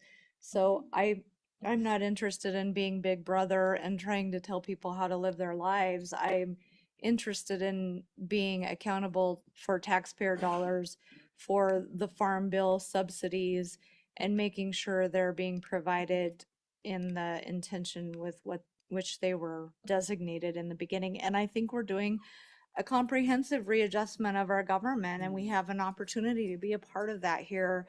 And so I'd like to see us take full advantage of that. Do you have better suggestions for us that won't cost your agency so much money? Director Schmidt.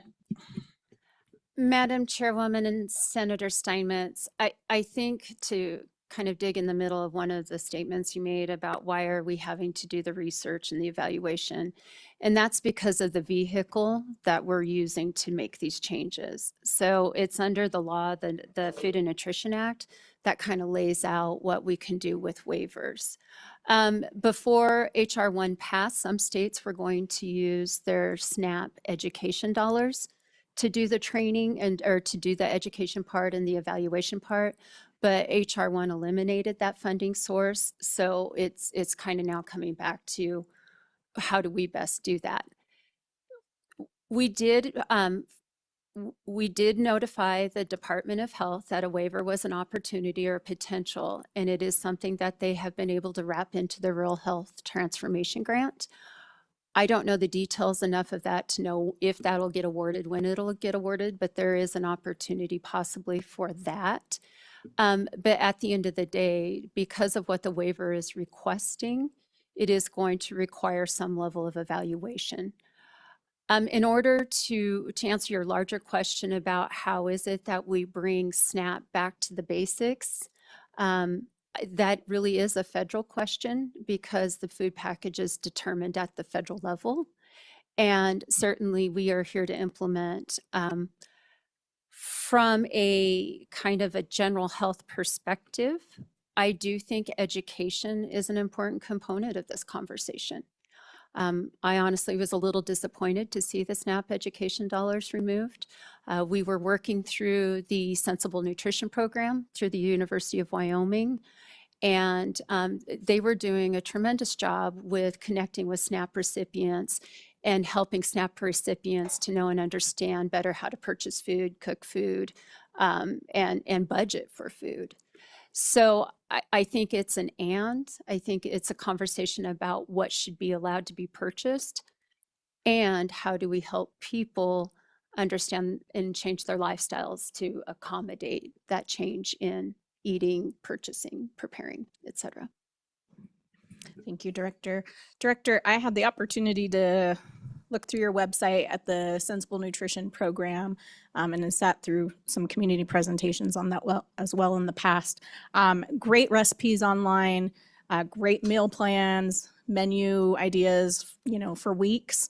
I don't see anything that really promotes what I refer to as accessory foods within these meal plans. So I don't see on these menus that we're educating families on to add cookies and ice cream and soda and potato chips on these menus. Is that accurate to say?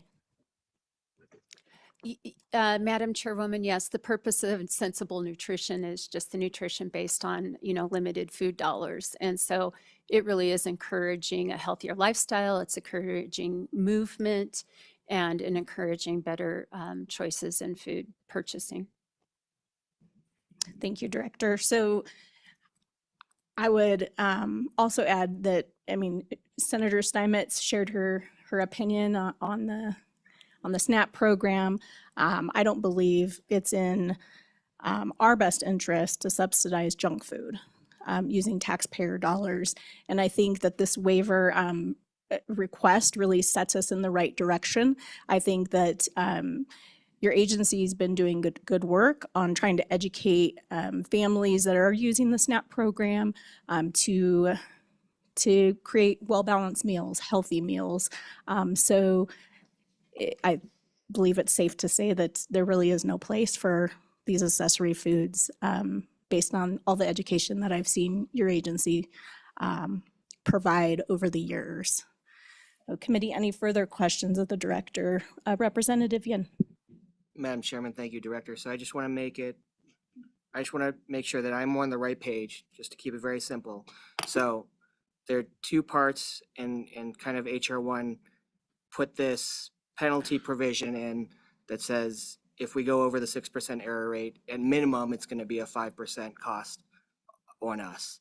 So that's the $3 million number. So we're at risk at $3 million number if we go over the error rate.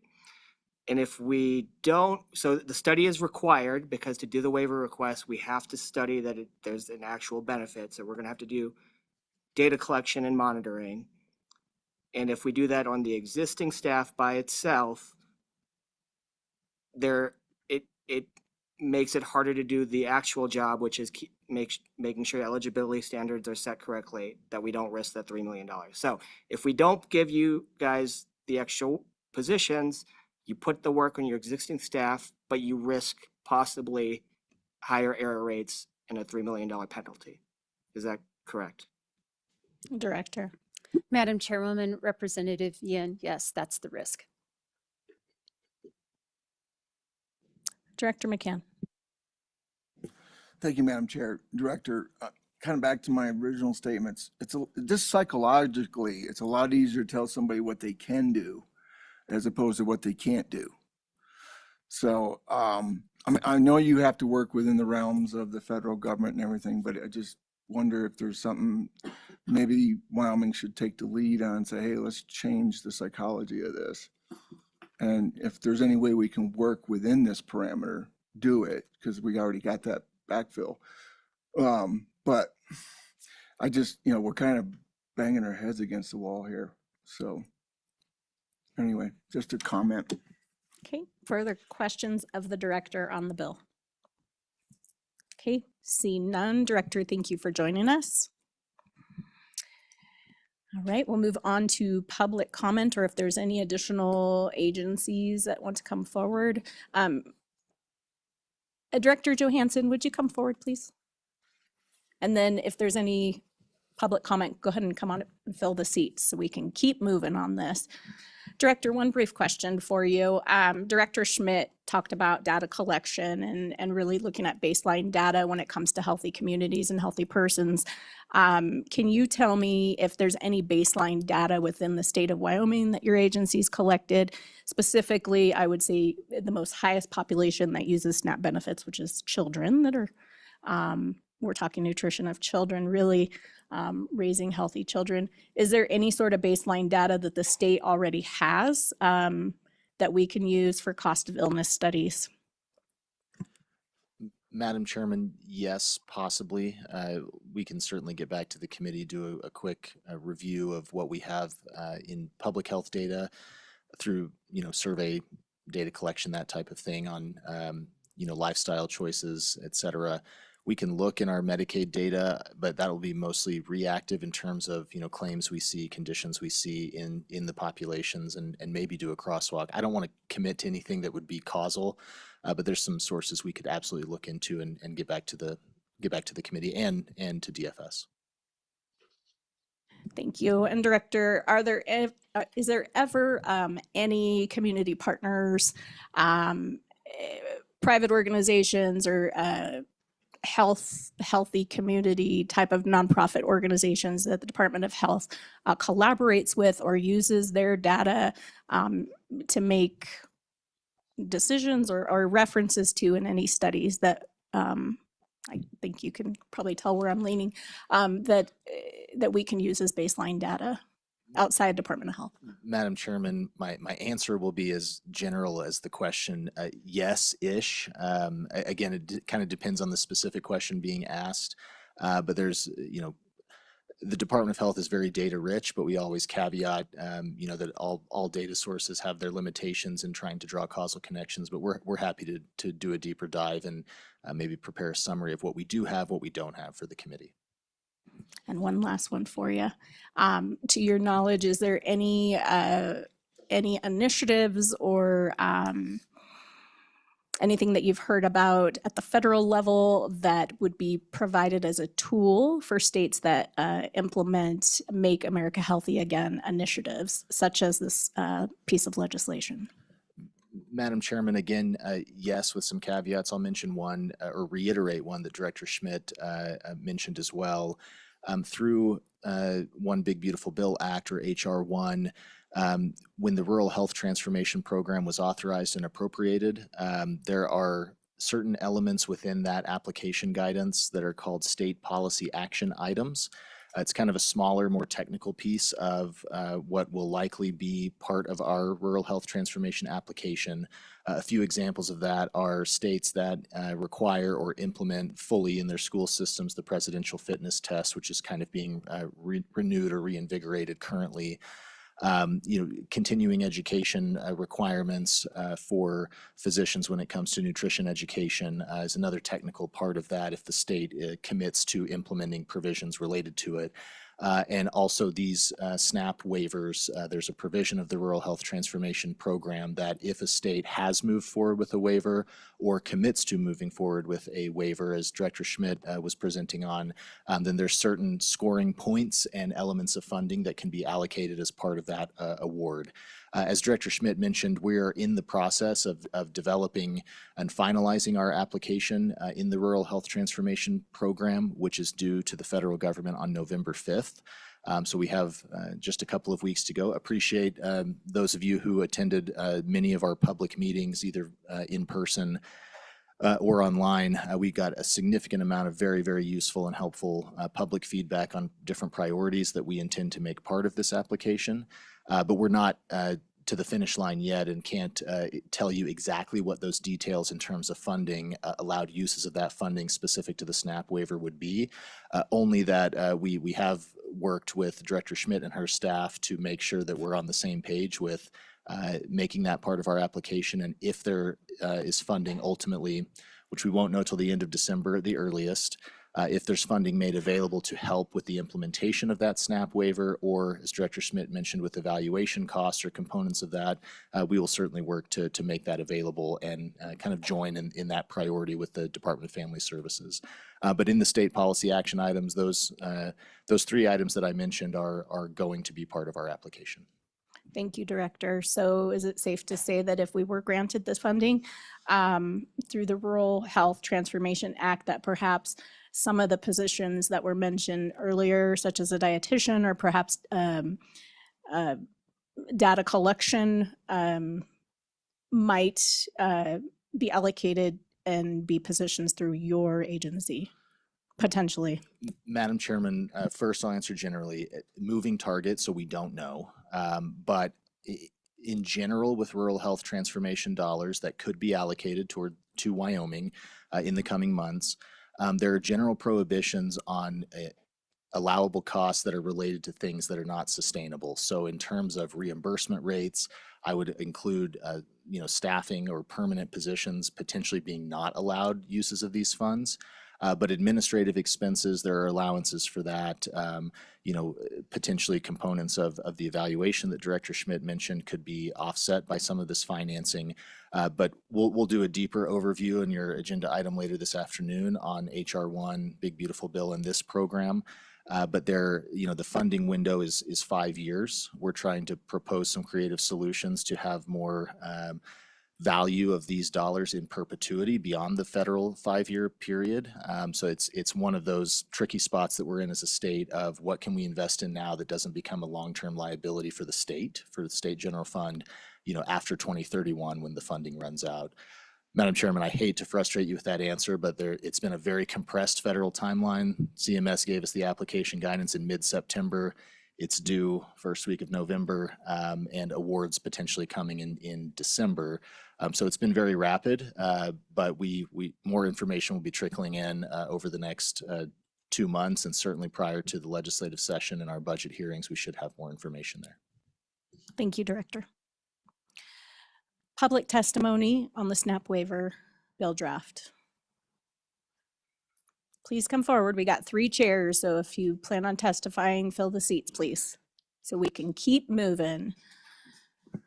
Good morning. Please state your name and we'll hear your testimony. Good morning, Madam Chair, members of the committee. My name is Jeff Darty here today on behalf of FGA Action.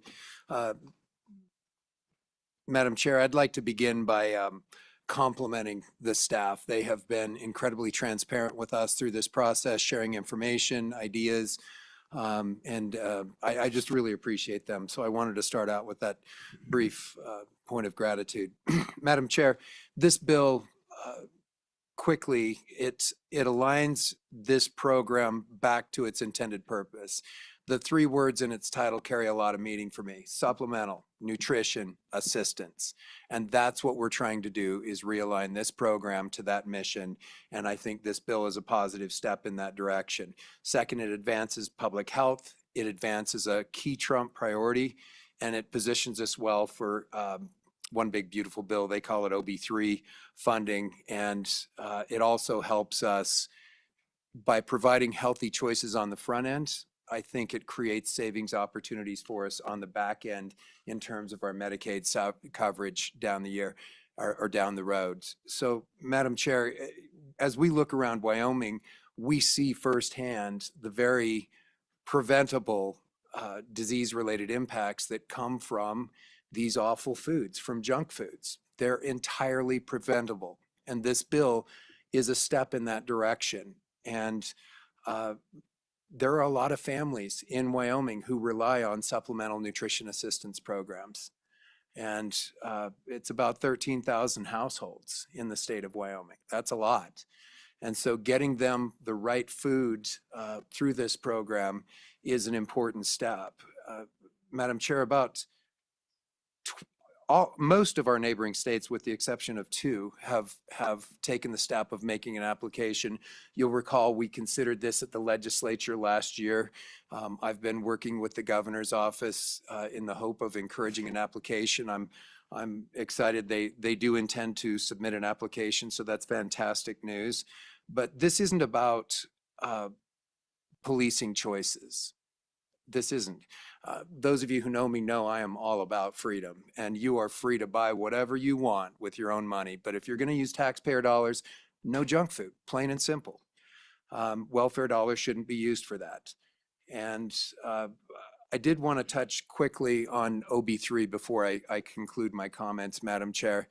That was set up in 2 phases. Number 1, there's an appropriation of about $50 billion, but the second half of that, $25 billion, is available to states who advance Trump initiatives, especially the MAHA initiatives. And the way it's been explained to me is that as you make your applications, you're checking your boxes for which of these initiatives you've been able to achieve. And the higher the score, the better your compensation, if you will. And quite frankly, the inverse is true too. For states that make no effort or little effort, then those funds become available for other states who did take positive steps in the right direction. So I think this bill is an important first step in positioning Wyoming to not only be available for the funds intended for Wyoming, but also funds that may have gone to other states who were unwilling to advance MAHA initiatives. So, Madam Chair, I will tell you that through my client, we do have regular meetings with the White House. They are monitoring Wyoming. They are excited about this bill and your progress with it. So in the interest of time, I'm going to conclude my comments there. Thank you, Mr. Daugherty.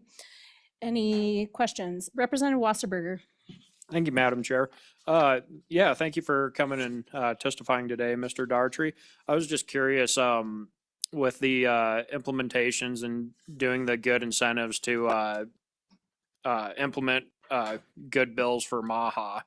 Do you know what the amount the federal government, like the scale of how much, or?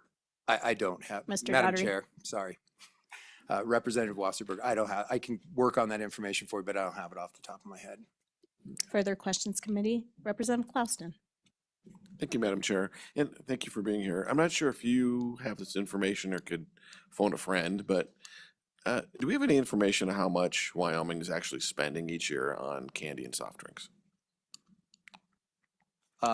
Madam Chair, I Daugherty. have another member of FGA who's going to testify online in just a minute. They may have that information. I do know that overall about 10% of SNAP dollars go to purchasing soda, soft drinks, candy, things like that. Committee, any further questions? Senator Scott. FGA action, I'm sorry, Senator. Madam Chairman, Senator Scott. who is FGA? Mr. Daugherty. Madam Chair, Senator Scott, Foundation for Government Accountability. Further questions, committee? Representative Yin.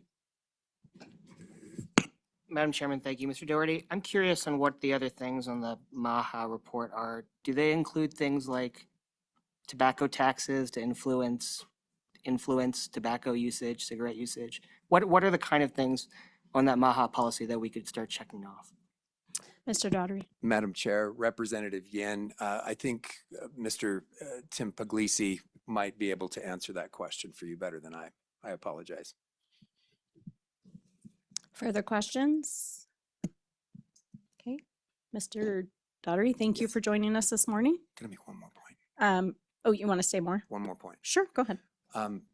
One of the things I also wanted to mention to the committee is a couple of other states with regard to the significant discussion that this body's had about compensation, and staffing for this. I will tell you that there are creative solutions for some of those categories that the director mentioned. For instance, some states are working with universities to help with the studies, and perhaps if this bill proceeds out today, those are things that we can work with the department to come up with creative solutions on how we might find ways to implement the bill.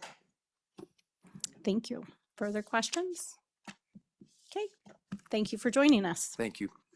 We will move to online. Oh, come on up. Folks, if you plan on testifying, please come fill the seats. We're going to keep moving here. We'll go ahead and hear your testimony, then we'll move to online. If you'd state your name, please, and we'll hear your testimony. Thank you, Madam Chair. Nick Agopian. I represent the Wyoming Beverage Association. This is a new issue for me. I just came to work with the Beverage Association in the last week.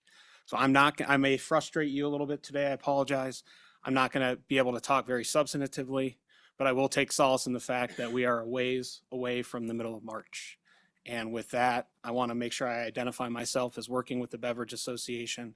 We want to be on record that we are opposed to this piece of legislation. I've spoken with the sponsor about it. And I think you're going to hear from some small businesses, some of those retailers. We do believe that there are impacts, certainly to our business, but impacts to some of the retailers We heard from the agency about the complications of rolling this out. Those complications are elevated based on the federal dollars involved in the SNAP program as a whole. And so with that, and being brief, having sat through yesterday's meeting, I really would like to ask this committee for something I think they can say yes to today, which is please keep the door open when I reach out to you to talk a little bit more. As these other states are starting to roll out these waivers, they are finding ways to be thoughtful in how that rollout occurs and try and limit that impact on the retailers and on those receiving assistance. And so there may be some opportunities to bring forward some ideas that further what this committee is likely going to do, and would just ask for your grace to let me share those things with you as we move towards the session starting in February and once we get there. Thank you. Committee, any questions? Representative Yin. Madam Chairman, thank you. Mr. Agopian, so something that we had done in the House side, it never got heard in Senate committee, I believe, or maybe it did, and I haven't looked it up. We made the amendment of removing artificial sweeteners. Is there a position that the Beverage Association has on artificial sweeteners in the bill? Mr. Agopian. Thank you, Madam Chair. And I would ask the grace to correct myself if I'm told it's my understanding that we supported that amendment at the time. Individuals worked directly with Representative Wasserberger ahead of that hearing when that amendment came into that bill. And so at this point we do. It's my understanding that is our position going forward. But again, I intend to be talking with you all more in the near future. Committee, additional questions? Representative McCann. Thank you, Madam Chair. I don't want to come across as hostile, but are you a parent? Mr. Agopian. Madam Chairman, Representative McCann, yes, I am. And a follow-up, are you okay with your kids drinking soda? Mr. Agopian. Um, Let's keep it on topic to the bill, not Okay. personal questions. So Well, you don't have I'm to just answer that. curious, I'm that's gonna. all. That's why It's okay. I prefaced it with, I'm not trying to come I had a across as soda- hostile. If the chairman doesn't, I don't know that I've ever been asked a personal question like that at the dais. I'll share with you this morning, I had a Coke with my breakfast. Committee, further questions of Mr. Agopian? Senator Hutchings. Thank you, Madam Chair. This is along the same line. We're looking at the SNAP program, supplemental nutrition assistance program. You sell pop, so I can see why, and you probably had it with your Captain Crunch this morning, your Coca-Cola, which is a nice choice. You're probably not on SNAP, and you have the right to buy and purchase and do whatever you want. But when the government, you, me, and all the rest of these come out and say, here's a card for you to use to supplement your nutrition, you're okay with us saying, or you actually, because we're saying we'd rather not have the government funds be spent on pop, candy, accessories, foods. Your business is okay with that. That's what you're trying to tell us, and you're going to try to convince each and every one of us that that's okay. Mr. Agopian. Thank you. On your client's position. Madam Chair, Senator Hutchings, as I indicated, my client is opposed to this bill. And you can take from that what you will about my personal beliefs there. I think I don't mean to be flippant with you, okay, about that. And like I said, we're ways away, I think, from March, and I'd like to leave that door open to come and visit and see where we are and how this all rolls out. Thank you, sir, for joining us. We have one more question. Representative Wasserberger. Thank you, Madam Chair. Yeah, thank you for coming and testifying today, Nick. One of the questions that I have is, have you seen this in any of the other states? Or have you heard of this happening with the company where they see a decline in sales? Do they have an estimate on what they think the decline may be? I mean, when you look at, the news for Coca-Cola and Pepsi, at least in the stock market and the stock price, I just don't see any effect on the share price. Mr. Agopian on the impact? Madam Chair, Representative Wasserberger, I think as we heard earlier today, states have not yet rolled this program out. Those states, I believe we heard 13 states have received those waivers. Those waivers don't go into effect until January. Follow-up, Representative Wasserberger. Have they made any projections though? Usually the stock market reacts a little bit quicker than when the news actually takes effect. Mr. Agopian? Madam Chair, I don't have I'm not aware that there's any of that out there, and I certainly am not comfortable commenting on on behalf of publicly held companies. I represent the local association. Thank you. Further questions of Mr. Agopian? Representative McCann on the bill. Actually, I just want to apologize to you personally. I didn't really know how to put that. I didn't mean to personally attack you. And from the response I got, I was out of line, and I apologize. Madam Chair, Representative McCann, that's very kind of you to say. Sitting up here, I expect that there's some heat in the seat, maybe, and your willingness to say that means a lot. Thank you very much. Thank you, gentlemen. Thank you for joining us. Thank you. Sir, please state your name and we'll hear your testimony. Again, if you're just coming into the room, take the seats if you plan on testifying. Thank you. Madam Chair, Joey Correnti, I'll be testifying as a taxpaying citizen of Wyoming. We've heard conversations about the intent of the SNAP program. I see the language in the bill, maybe a little pushback from industry. And my concern is that I'm either giving this a very perfunctory reading or there's some definition that may be missed on page 2, line 9 under Romanet 2, defining a soft drink, meaning a non-alcoholic beverage that contains natural artificial sweeteners. There are beverage bases that may not meet this definition. And I don't know if there's a federal definition that this is pointing to that includes the powdered drink mixes or the pre-made, the syrup that you take home and put into the little machine that puts bubbles and waters in it. So if the intent of the bill is to address that, that's policy for you to decide, voted up, voted down. But the full language capturing all of those so that we're not only looking at the definition and intent of SNAP, the definitions and intent in the bill, but we're also playing fair with these industries saying, well, just because you already put water in your product, it's not okay, but the dry ones are. So if the committee could contemplate a amendment on page 2, line 9 to add or beverage base to that definition, I'd appreciate hearing that conversation. And with that, I'll stand for any questions. Thank you, Mr. Corrienti. I will add that on page 2, Romanet, we're looking from lines 9 to 14, about the middle of line 14, comes from a federal definition through the SNAP program. So it is duplicative. And I would, if we work the bill, that's a suggestion. Thank you for your suggestion. Questions of Mr. Corrienti from the committee? Okay, seeing none, thank you for joining us this morning. Any further public comment in the room?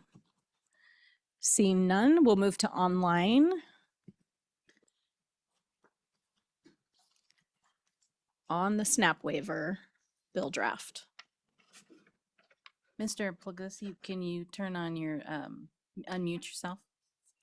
Yes, can you hear me? We can hear you. Please state your name and we'll hear your succinct testimony. Yep, thank you, Madam Chair and members of the committee. My name is Tim Puglisi here on behalf of FGA Action, and I appreciate the opportunity to testify on this bill and why I support it in the way it's currently written, and kind of piggyback off of some of the prior comments in support of this bill. And I just want to start by saying that I'm not here to pick a fight about soda or candy or any item you can purchase with SNAP benefits because that's not what this bill is about. And I think sometimes we get focused on one or two things and miss the big picture with why this bill was brought forward last session and is being considered right now in front of you in the first place. The fact is that SNAP, or the Supplemental Nutrition Assistance Program, is funded with federal taxpayer dollars and is meant to help people get the food they need. Something that hasn't been brought up today is that the declared purpose in federal law is to help low-income families achieve a more nutritious diet and to fight hunger. So that's the mission. Yet there has been research conducted by the USDA that has revealed that the number one product purchased with SNAP benefits is soda. And I think that most people here, regardless of where they stand on this issue, can agree that if the purpose of the program is to provide a nutritious diet to low-income families, then it should reflect that. So the question isn't, should someone be able to buy a soda or a bag of Skittles with SNAP? The question is, does the program still line up with what it's created to do? If it does, great. If it doesn't, then let's be honest and I think make some adjustments. It's not about being punitive. It's about being responsible and making this program works as intended. I think this is something that is owed to the families on SNAP and the taxpayers who fund it, keeping that purpose front and center. And I think the way that this bill is written accomplishes that in a reasonable and incremental way. It's a win for health, for common sense, and the folks on this program in Wyoming. So it's already been talked about today, but Wyoming would not be alone in submitting one of these waivers. 12 other states, including neighboring states Colorado, Idaho, Utah, and Nebraska, have seen their waivers approved, and more states are in the process, including Kansas and Missouri, among others. And it's worth noting that some of these waivers use identical definitions for soft drinks and candy as the ones used in this bill. And not only that, it's also been mentioned, but with the Rural Health Transformation Fund, if Wyoming does submit one of these waivers, the state could receive more money from that fund to invest in rural health infrastructure and prevent chronic diseases in rural communities. So with that, with those reasons, I ask you to support this bill the way it was written, and I'm happy to answer any questions on this matter. So provide any context too. So. Thank you, Mr. Gleason. Committee, any questions? Representative Wasserberger. Thank you, Madam Chair. Yeah, just one question for you. There was the concern about a potential loss of 3 million if we're not able to keep in with the the error rate for fraud in the SNAP program. Do you have a scale of what the potential earnings are from the federal government for passing the bill the way it is right now by any chance? Madam Chair, Madam Chair, Representative Wasserberger, sorry for interrupting procedure. I do not have the exact dollar amount. I don't think there's really a way to estimate what that dollar amount would be, but I will say that when looking at the notice of the funding opportunity for the Rural Health Transformation Fund, that of the policy commitments that a state can make, this SNAP waiver, as they define it in their document, one of the highest weighted policy commitments that a state can make to bring more money in. So if that answers your question. Thank you. Further questions, committee? Representative Yin. Madam Chairman, thank you. Mr. Puglisi, so I'm looking at the NOFO and I see that section that you're talking about. It's very weird that the federal government would do this point system rather than change the SNAP law. Why encourage states to do this waiver at all on the federal side if they could just change the law and make it so every state can't sell candy and soda anyways? Can you help me understand why we have this funding opportunity like this rather than just make it so we all don't have to pass 50 separate bills? Mr. Puglisi. Madam Chair, Representative Yin, thank you. That is a great question. And the reality is that both Democrat and Republican presidential administrations have tried to make changes to align this program with goals to provide a more nutritious diet, right? So I think we saw in the early 2010s Democrat states like Minnesota try to submit some of these waivers, and there were other attempts to align this program with a more, providing more nutrition. And in DC, these changes it's been hard for these changes to occur. The process has been slow. So there's been a big push from the Trump administration and the federal government. I'm not speaking on their behalf, but it seems very apparent with some of the changes coming from DC to encourage states to innovate on their own. And this is one way to do that. The federal government is looking to reward states for innovating in this way and taking steps to make sure that their SNAP program is providing those on the program with a more nutritious diet. Further questions, Committee Representative Clouston? Thank you, Madam Chair. Thank you, Mr. Puglisi. Just thought, kind of piggybacking on Representative Yens, are any states doing this through an executive order, or does it have to be legislative action? Mr. Puglisi. Madam Chair, Representative Clouston, that is a great question, and this does not have to be done through legislative action. I think there might have been some hinting that the governor's office might be submitting one of these waivers. I won't speak on their behalf. It sounded like that was one of the commitments they might be making in their application for the Rural Health Transformation Fund. This is something that can be entirely done through the agency or directed that the agency do this through executive action. This bill was a way for the legislature to encourage that this does happen and is required by law. I think that was the purpose. I won't speak on why this bill was brought to you today, but I believe that is why it was brought to you, was to push for this waiver to be submitted to the federal government. Representative Wasserberger. Thanks, Madam Chair. And I just want to bounce off of that too to help answer the question, Representative Clouston. The DFS in Colorado submitted a waiver without any legislative work done. They just went ahead and did it on their own behalf. Further questions of Mr. Puglisi? Seeing none. Thank you, Mr. Puglisi, for joining us this afternoon. Thank you. Any further testimony online? Madam Chairman, Yes. Ms. Pettit Okay. has raised her hand. If she will unmute herself and turn on her camera, please. Welcome, Ms. Pettit. Hello, it's nice to see you all today. I'm hoping you can see me as well. We can. Great.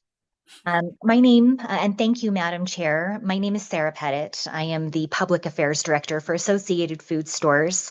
We're a co-op for independent grocers. I have the pleasure of representing over 40 independent grocers from the Cowboy State and over 500 grocers across 10 states, including Utah, Colorado, and Idaho, where we have approved SNAP waivers from the Department of Agriculture. In Utah and Idaho, we've had some learnings that I would like to share with the committee to ensure the success of any legislative changes that take place, seeing that any SNAP restrictions will run through our retailers' POS systems, and our cashiers are often the individuals communicating changes to our store guests. First and foremost, I want to share that my retailers care deeply about the communities they serve because they live in those communities. Their shoppers are not their customers, they're their neighbors, they are their friends. And my grocers want to ensure that whatever changes are made legislatively, that they are executable at a retail level. We understand the healthy direction, and we want to make sure that that happens successfully. So a few learnings that I would like to share include, first and foremost, meaningful and very clear definitions to help eliminate any confusion, and then education efforts. So let me start with the meaningful definitions. And of course, to ensure success of legislative changes, the definitions of candy and soda must be clear and must be easy to understand. The current definition of candy in the bill proposed does have some unintended consequences. The current definition would exclude trail mix. It would exclude granola bars and protein bars, and several cereals could also be eliminated. As a mom I do put granola bars in my girls' lunches every single day and recognize that some of these items are very important to SNAP families. We would be happy to work alongside Representative Wasserberger and send some revisions for the definition of candy that would still meet the intent, but would allow those specific items to be included if that is the intent of the committee. The second piece that we would like to discuss today is education, and we would like to respectfully ask that we have education for both retailers and SNAP recipients of the changes that are decided. Utah has modeled a great education plan, including letters that are sent to SNAP recipients, collaborating on in-store signage that will go into our stores, another avenue to inform guests about proposed changes, and a media plan. In closing, retailers want to be compliant. We want to ensure that any legislative changes are successful, and we want to thank you for collaborating with us and allowing us to have a seat at the table. Thank you. Committee, any questions of Ms. Pettit? Representative Wasserberger. Yeah, thank you for coming and sharing your testimony. And if you'd like to email me your thoughts and your suggestions, I'd be happy to look at it. And yeah, if you want to share your contact information, I don't mind having a conversation with you as well. Wonderful. We appreciate it. Any further questions, committee? Ms. Pettit? Ma'am, thank you for joining us this afternoon and for your testimony. Thank you. Any further public comment online? Okay, I will close public comment on the SNAP waiver draft bill. Committee, we are going to take a 10-minute break, not only for the committee, but for LSO. So please reconvene at 11:10. Thank you.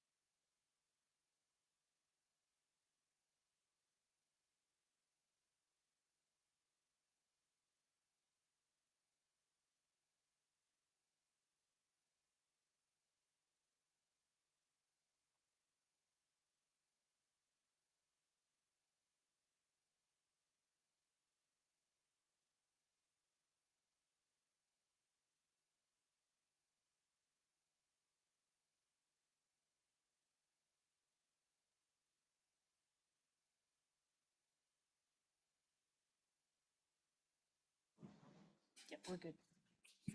All right, welcome back, committee, members of the public, and those joining us online.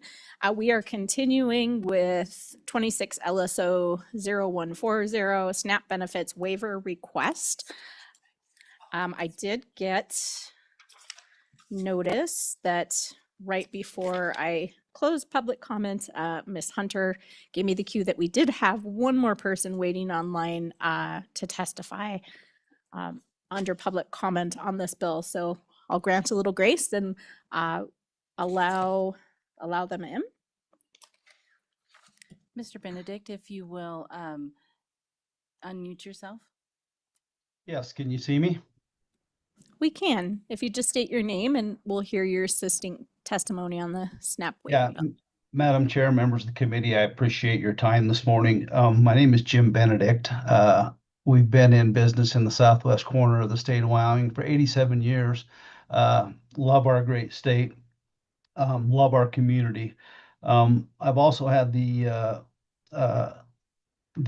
pleasure of being on the board of directors for Associated Food Stores, which has allowed me to travel and meet with our representatives back in Washington, D.C., specifically on this topic. What I would like to see is some true definitions of these things, because at a retail level, I have a hard time when a 16-year-old cashier is the policeman of such things. And if the definitions are there and it's in place and the participants know exactly what they can buy, that takes the pressure off of us at retail.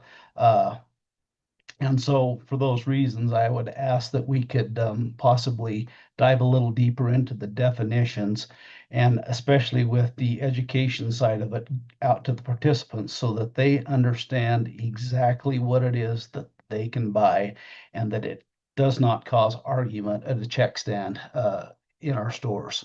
Because that's the main concern, is that it gets out of hand in the stores. And we've seen this in the past with other programs that's been initiated. Thank you. Committee, any questions? Representative Wasserberger. Thank you for coming and testifying today, Jim. I just was curious, do you have a definition that you could see as a fitting form of language for the bill for candy? Madam Chair, Mr. Wasserberger. Yes. I'm sure that with some thought that we could come up with some definitions, or at least some help to you guys to be able to understand what it means at store level. But I would be happy to discuss with you some ideas that we have talked about in the last few months, and some things that we have thought would be pertinent in preparation of this happening next year. Thank you. Follow-up, Representative Wasserberger. Thank you, Jim. If you want to give me your email and your contact information, I certainly don't have an issue having a conversation with you. Thank you. I will do that. Okay, any further questions? Okay, thank you, Mr. Benedict, for joining us this afternoon. Thank you for your time. Don't let him go. Don't Oh. let him go. Is he still there? Yes. We have one more question from Thank you, Senator Madam Hutchings Chair. for you. Mr. Benedict, I think we're trying to make this harder than it needs to be. I remember going to stores and not seeing "We accept EBT" or SNAP signs on a door or on a wall somewhere. It seems like it would be just as easy to say "We accept SNAP, EBT," whatever the card is, and just list these 1, 2, 3, 4, 5 items. This is what we will allow you to use these cards for. Just a thought to keep it simple. Thank you, Mr. Benedict. What do you think? Mr. Madam Chair, Senator Hutchings, I appreciate that. Yeah, I'm all about the simplicity of the program, as long as it is defined, as such. We accept everything, and those people that use these benefits are customers of ours and friends of ours in our communities. But that would be great if there was a definitive list of this is what you can buy. And here it is, similar to the WIC program. This is what you get. And so if I had those lists back in the paper food stamp days, they did have a list and it was taped to every check stand. And it was out there. But yes, that would be very helpful.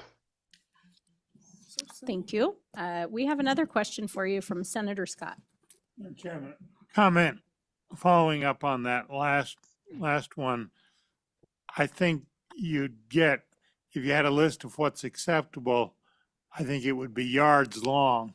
I think you'd have to do the list right out of the bill of what's not acceptable because of government regulation.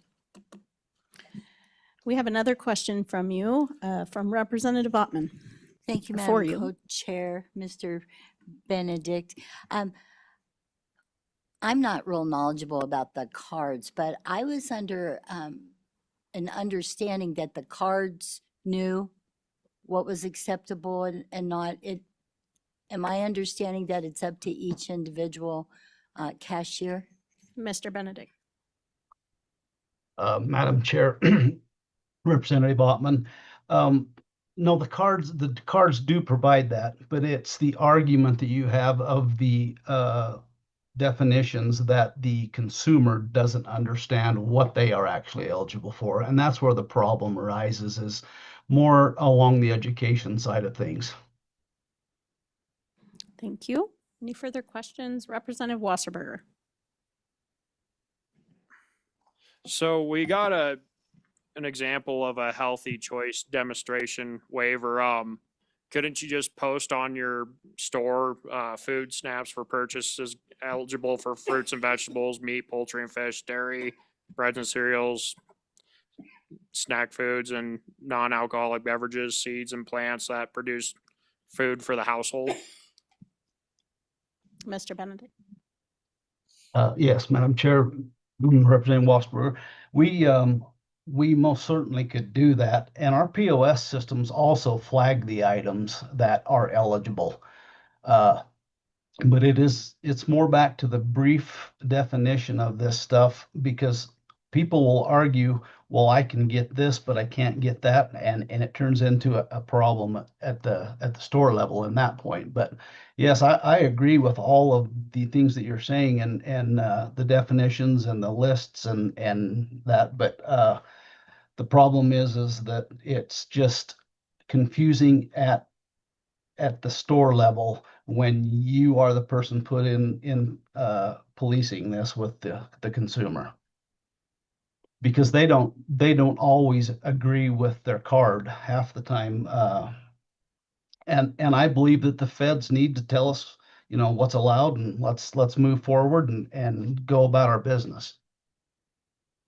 Representative Wasserberger. Thank you, Madam Chair. Mr. Benedict, do you currently experience that at your store when people, like if people come in with a SNAP card and are trying to buy beer, cigarettes, is there that confusion already in play? Mr. Benedict.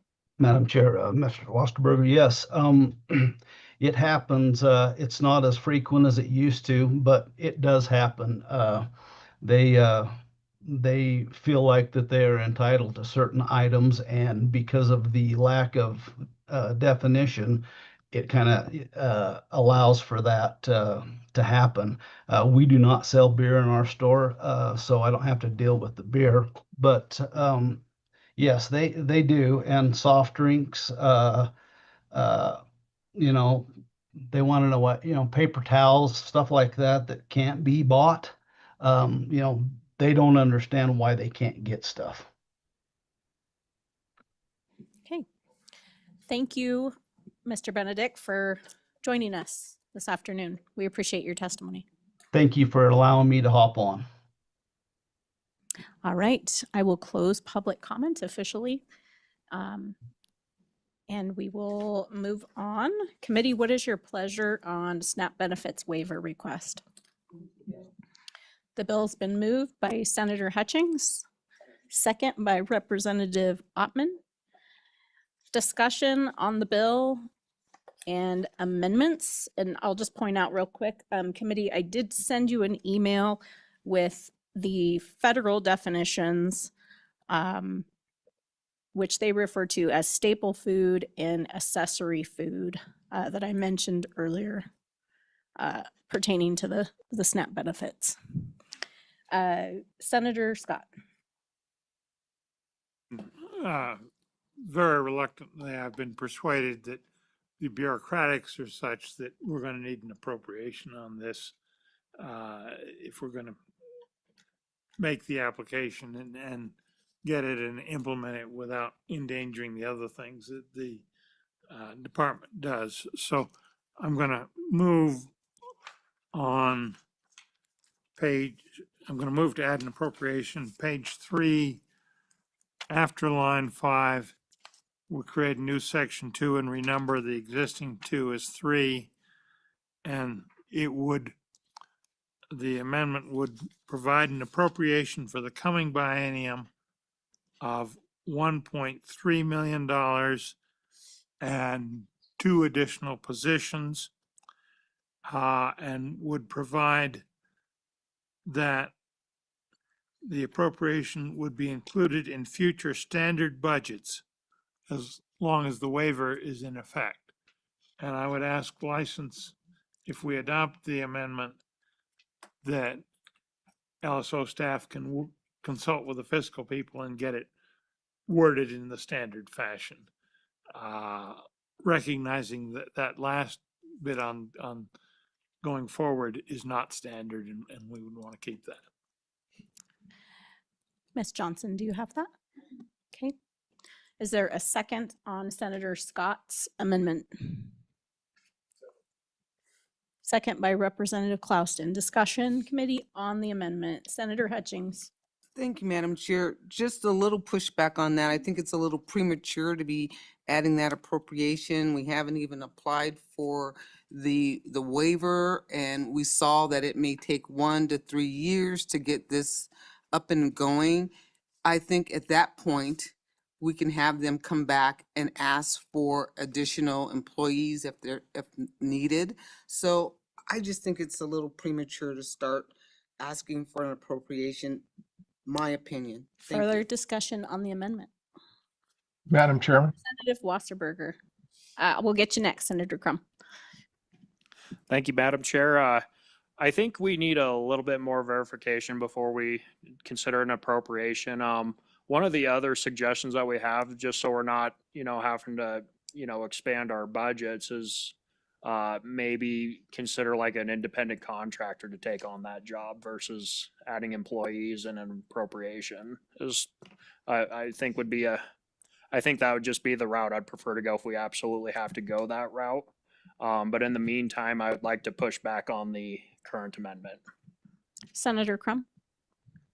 Thank you, Madam Chairman. My question to the bringer of the amendment is 1.3 million. My understanding from the testimony from the Department of Health that 1.3 would include 4 FTEs.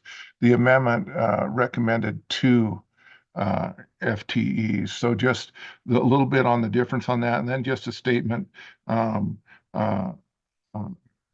I would be opposed to contract labor. It was just mentioned. Contract labor, the provider that's going to increase the costs, they're going to make a profit on it outside of the state. At the end, is probably more expensive, and you have less control over what we're trying to do here, which is to avoid the $3 million penalty. So question for the bringer of the amendment: why 1.3 with half the FTEs that were requested? Senator Scott. Madam Chairman, my understanding, and I hope to be corrected if I'm wrong, is that the request was for 2 full-time equivalents, not 4. And I would say that I think there's a possibility we can eventually fund it out of the federal monies that were mentioned from the big beautiful bill, but we aren't sure we can get them yet. That'd be an easy change to make. Frankly, I would prefer not to have an appropriation, but I think if we try it without one, we're at risk of endangering our general fund by causing an administrative burden on the department that gets them in trouble with the error rate. Because they've only got 3 people, and it's going to be applying for the waiver as well as the reporting that the feds require. So you need the appropriation up front, Madam Chairman, I think, to be responsible in bringing this bill forward, much as I don't like to do it. Further discussion on the amendment. Representative Wasserberger. Yeah, I think, as far as if we're gonna do any type of appropriation, I'd be much more comfortable with contract work because this is temporary. It's for 3 years, whereas just hiring more employees for a temporary time, are they only gonna stay there for 3 years? So with contract work, there's a timeline, just as stated earlier. So if we do need an appropriation, I think that's the route we should go. But in the meantime, I'm gonna once again push back on this amendment. Senator Steinmetz. Thank you, Madam Chairman. I don't think we're reinventing the wheel here as far as the application process. I think 12 or 13 other states have already applied for waivers, so it can't be so labor intensive that we couldn't do that on our own. As far as the appropriation, I would push back on it for a different reason, and that is I do not want the governor to have the line item veto ability on this bill. I would prefer to keep the budgetary considerations separate and possibly have a 2-year budget footnote on this that would sunset in 2 years for us to reevaluate rather than put it in the bill. We all saw what happened with the SIPA bill that gave our governor access to $420 more million that he didn't have access to before because of the appropriations we put into the strategic projects and investment repeal. Due to failing the budget and putting appropriations into all of these other separate bills, we have a lot of things to unwind because of that, and I want to be very cautious about what we put appropriations in and what we allow him to line item. Thank you. Further discussion on the amendment. Senator Scott. Madam Chairman, the line item veto is a problem, and I will agree with Senator Steinmetz on that. I think we have a rule if the bill needs an appropriation, it ought to include one. And I think we ought, I think we ought to do it up front. I have trouble voting for the bill under the circumstances without. But dealing with the line item veto is a problem. And that would be a problem if we were to add it during session. Further discussion on the amendment. Representative Yin. Madam Chairman, thank you.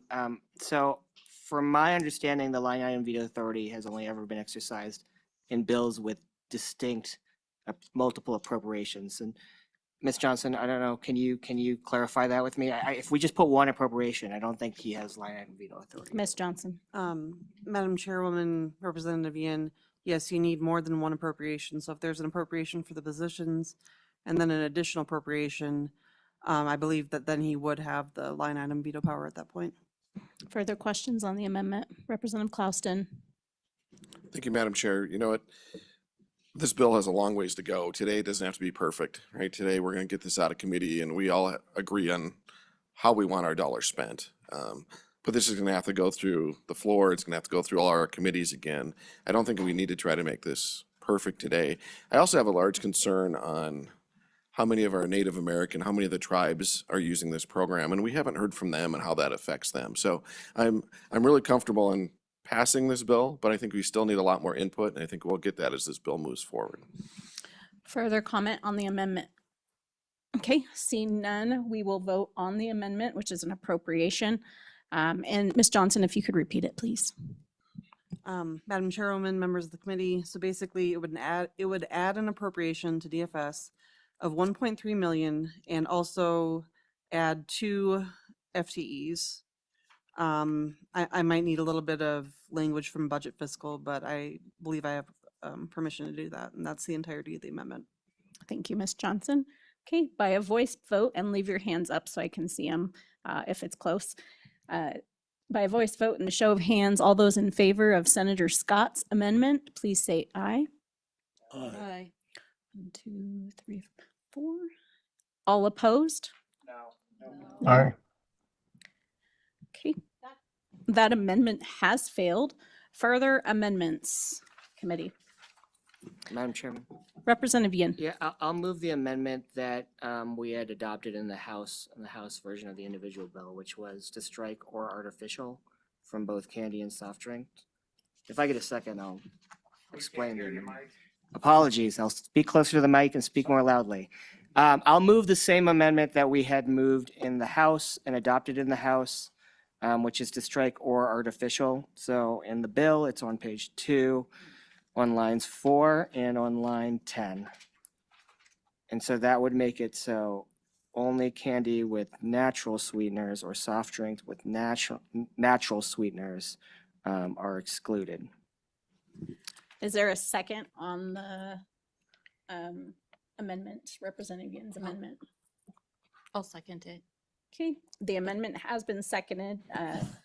Discussion on the amendment. Again, now- this is page 2, line 10, removing artificial sweeteners. Madam Chairman, if I may. Representative Yin. Sure. So thank you, Madam Chairman. So members, I get it. It's about creating healthier individuals. We all agree that sugar is not great.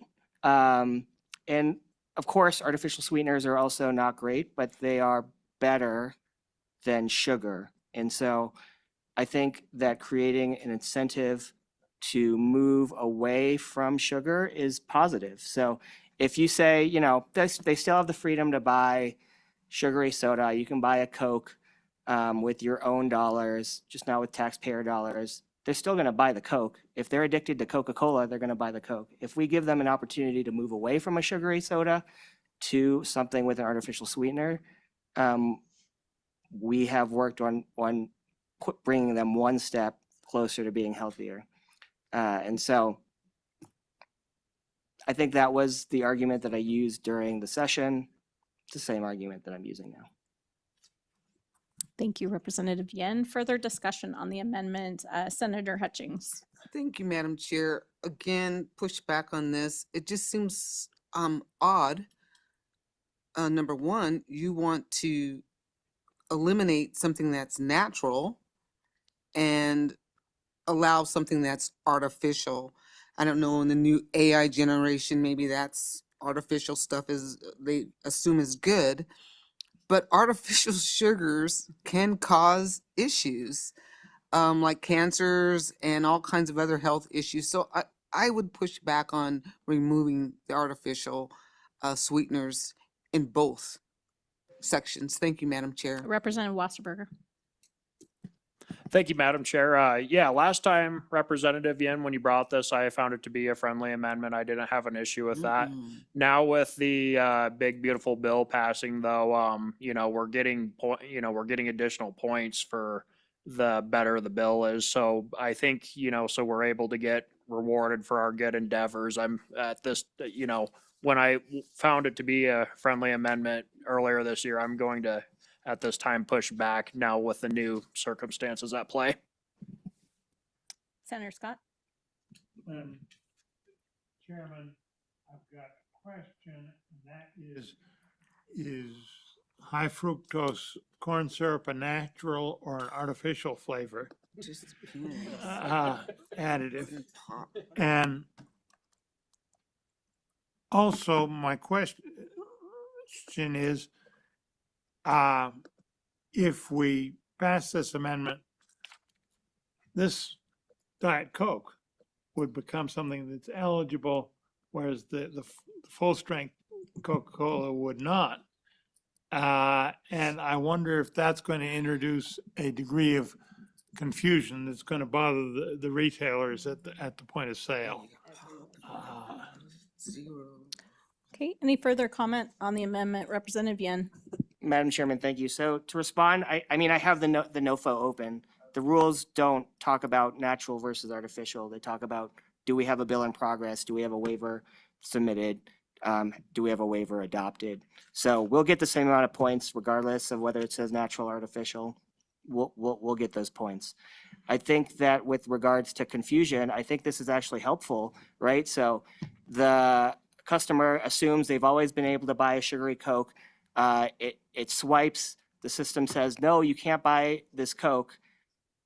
But the clerk can say, look, you can't buy the Coke, but you can buy this iced tea, you can buy this Coke Zero, you can buy this Diet Coke. And so you'll still get away happy and you won't have a customer that's gonna freak out because they can no longer buy a soda. But they've still been able to make a healthier choice than the regular Coke. All right, on the amendment. All right. Okay, we're still on the amendment. Representative McCann. Thank you, Madam Chair. Let's look at the bottom line of what we're trying to do with this bill.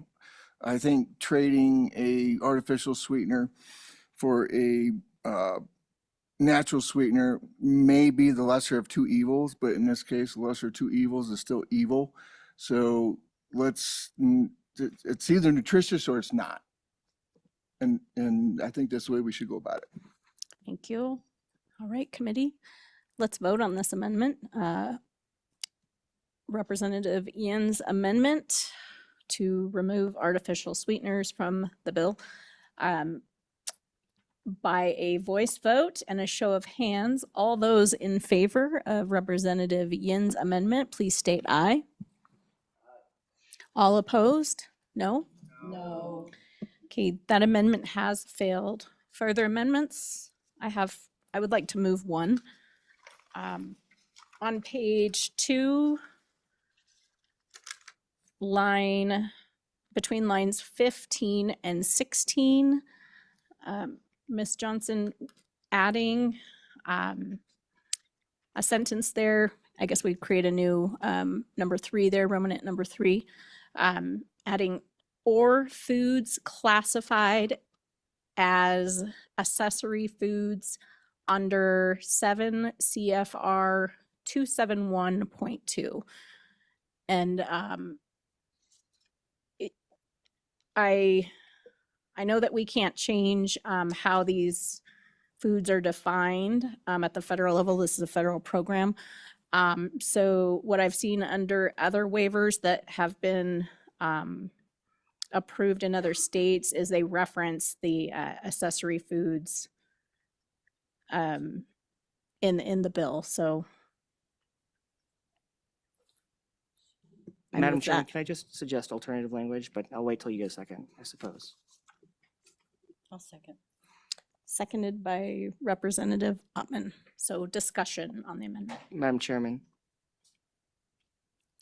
Representative Yoon. so it doesn't belong in the definitions part. It just, I mean, it doesn't make sense.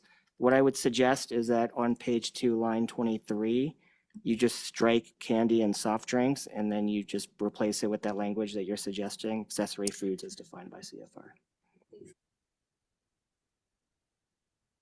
Possible the need to amend line 23 as well, but I'll actually defer to Ms. Johnson for a little assistance in that.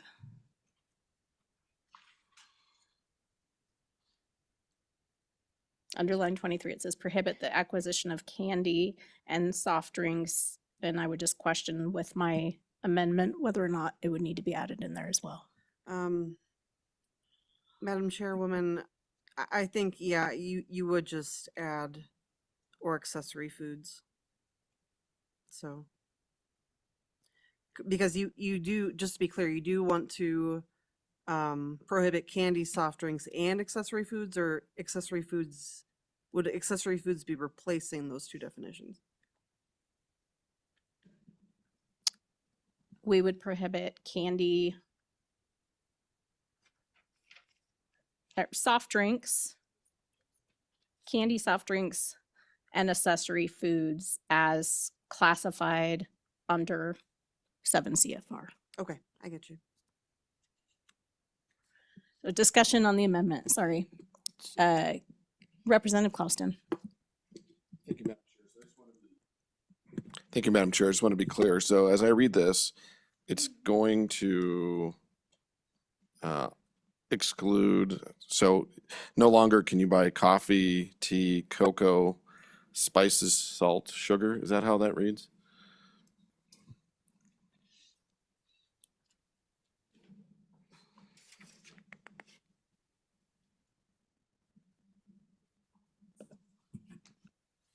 Sorry, I was pulling it up here, the definition on my, And I can read it out loud website here, here. so. Yeah, it says, accessory food items include foods that are generally considered snack foods or desserts, such as, but not limited to, chips, ice cream, crackers, cupcakes, cookies, popcorn, pastries, and candy, and other food items that complement or supplement meals, such as, but not limited to, coffee, tea, cocoa, carbonated and uncarbonated drinks, condiments, spices, salt, and sugar. So, and then it says, items shall not be classified as accessory food exclusively based on packaging size, but rather based on the aforementioned definition, et cetera. So, Ms. Johnson. Madam Chairwoman, I don't think, if you're going to include accessory foods, I don't think you need candy and soft drink in this as well, because they're encompassed by the accessory foods definition.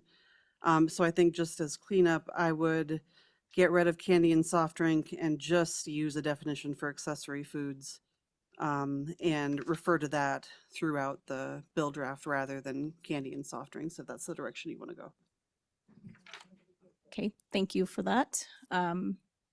Then I will revise my amendment to reflect the recommendation of Ms. Johnson, and if the second is okay with that. You seconded the amendment, so is that okay? Sure. Okay, all right. Further discussion on the amendment. Madam Chair. Representative Wasserberger. I really appreciate what you're doing, Madam Chair, and I think your heart's in the right place. I think we're just getting a little bit too complicated by doing that and removing the paragraph, so I'm gonna probably be a no vote for the time being. Further discussion, Representative Klauston. Thank you. Yeah, I agree with Representative Wassenberger. I think your heart's in the right place and going in the right area, but we're going to take out ketchup, mustard, spices. I think this is getting a little bit too far into the weeds. And I wonder, my first thought is this is a great idea. Why haven't other states done this? And then as I read further into it, I think that's probably the answer. So thank you. Okay, further discussion, Senator Hutchings. Thank you, Madam Chair. I like what you've done, your addition. I think it's a brilliant idea because we're going off of a federal explanation or definition, and it includes the candy and soft drink. It doesn't limit it. And when you talk about ketchup and spices, accessories, guys, these are accessories. You buy these foods that are listed on this list: fruit, vegetables, meat, poultry, dairy. We don't need to supplement everyone's diet with condiments. So I think this is a very, very, very good idea. Thank you, Madam Chair. Representative Wasserberger. Thank you, Madam Chair. And I appreciate what you have to say too, Senator Lynn, and what you're bringing forth. Texas started to kind of get a little bit into a similar practice with this, with their bill, and they had a really hard time trying to get it to the finish line to where it was going to be a successful bill. And so I agree with what you have to say, but that's the concern I have, is that we're going to get into a spot where we're not getting to the finish line. I mean, I'm open to having the conversation more, maybe amending it later, but just so we can get it to the finish line, that's the concern I have with the amendment. Thank you. Further discussion? Okay, seeing none, sensing the urge to vote, by a voice vote and a show of hands, all those in favor of the chairman's amendment, please state aye. Aye. Okay, hold on one second. Keep them up. 1, 2, 3, 4, 5, 6, 8. We've got 8 ayes. All those opposed? No. 2, 3, 4, 5, 6. 8 ayes, 6 noes. The amendment passes. Further amendments, committee, and discussion. Okay, seeing none. We will call the roll on 26 LSO 0140. This is a roll call for 26 LSO 140 SNAP benefits waiver request as amended. Senator Crum, Aye. Senator Hutchings, Aye. Senator Scott. No. Senator Steinmetz, Aye. Representative Klauston, Aye. Representative Gugamas, Aye. Representative Heft, Representative McCann, Aye. Representative Ottman, Aye. Representative Thayer, Aye. Representative Wasserberger, Aye. Representative Yin, No. Co-Chairman Brennan. Aye. Co-Chairman Rodriguez Williams. 12 aye, 2 no. Okay, that has passed. Madam Chair? Senator Crum. Yes, Madam Chair. We have a item number 7, the hospital bankruptcy. There's several people in the room that need to leave by noon. And I'm wondering, I'd like to ask for your consideration to maybe move that item up prior to our next item under item 6 to allow these people to testify if possible. Thank you, Madam Chair. Thank you, Senator Crum, for that recommendation. If the committee is willing to accommodate those that are here in person for that, I would have no problem with moving that up. Under Public Assistance Programs Committee, we do have one more bill, which is unemployment insurance coverage period and reporting. We'll go ahead and bump that down and take on hospital bankruptcy, which is 26 LSO 0137, hospital bankruptcy proceedings, pardon me. And LSO, if you would walk us through the bill. Thank you, Madam Chairwoman. This bill draft is entitled 26 LSO 137, Hospital Bankruptcy Proceedings. So beginning on page 2, this bill draft allows trustees of memorial hospitals to file bankruptcy under Chapter 9 of the United States Bankruptcy Code. And before any vote of the trustees to file bankruptcy, the bankruptcy petition and initial plan for the adjustment of debts shall be approved by the Board of County Commissioners.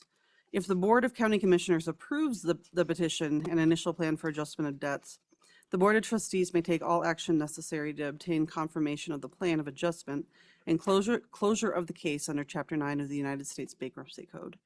And then Section 2 on page 3 provides an effective date, and I would be happy to take questions.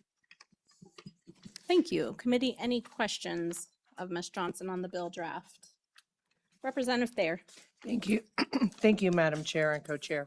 I just again want to give maybe not a question, but just an overview that we spent a good portion of yesterday talking about our hospitals, whether it was payments, Medicaid reimbursement, non-payment, staffing, recruitment of providers, big pharma.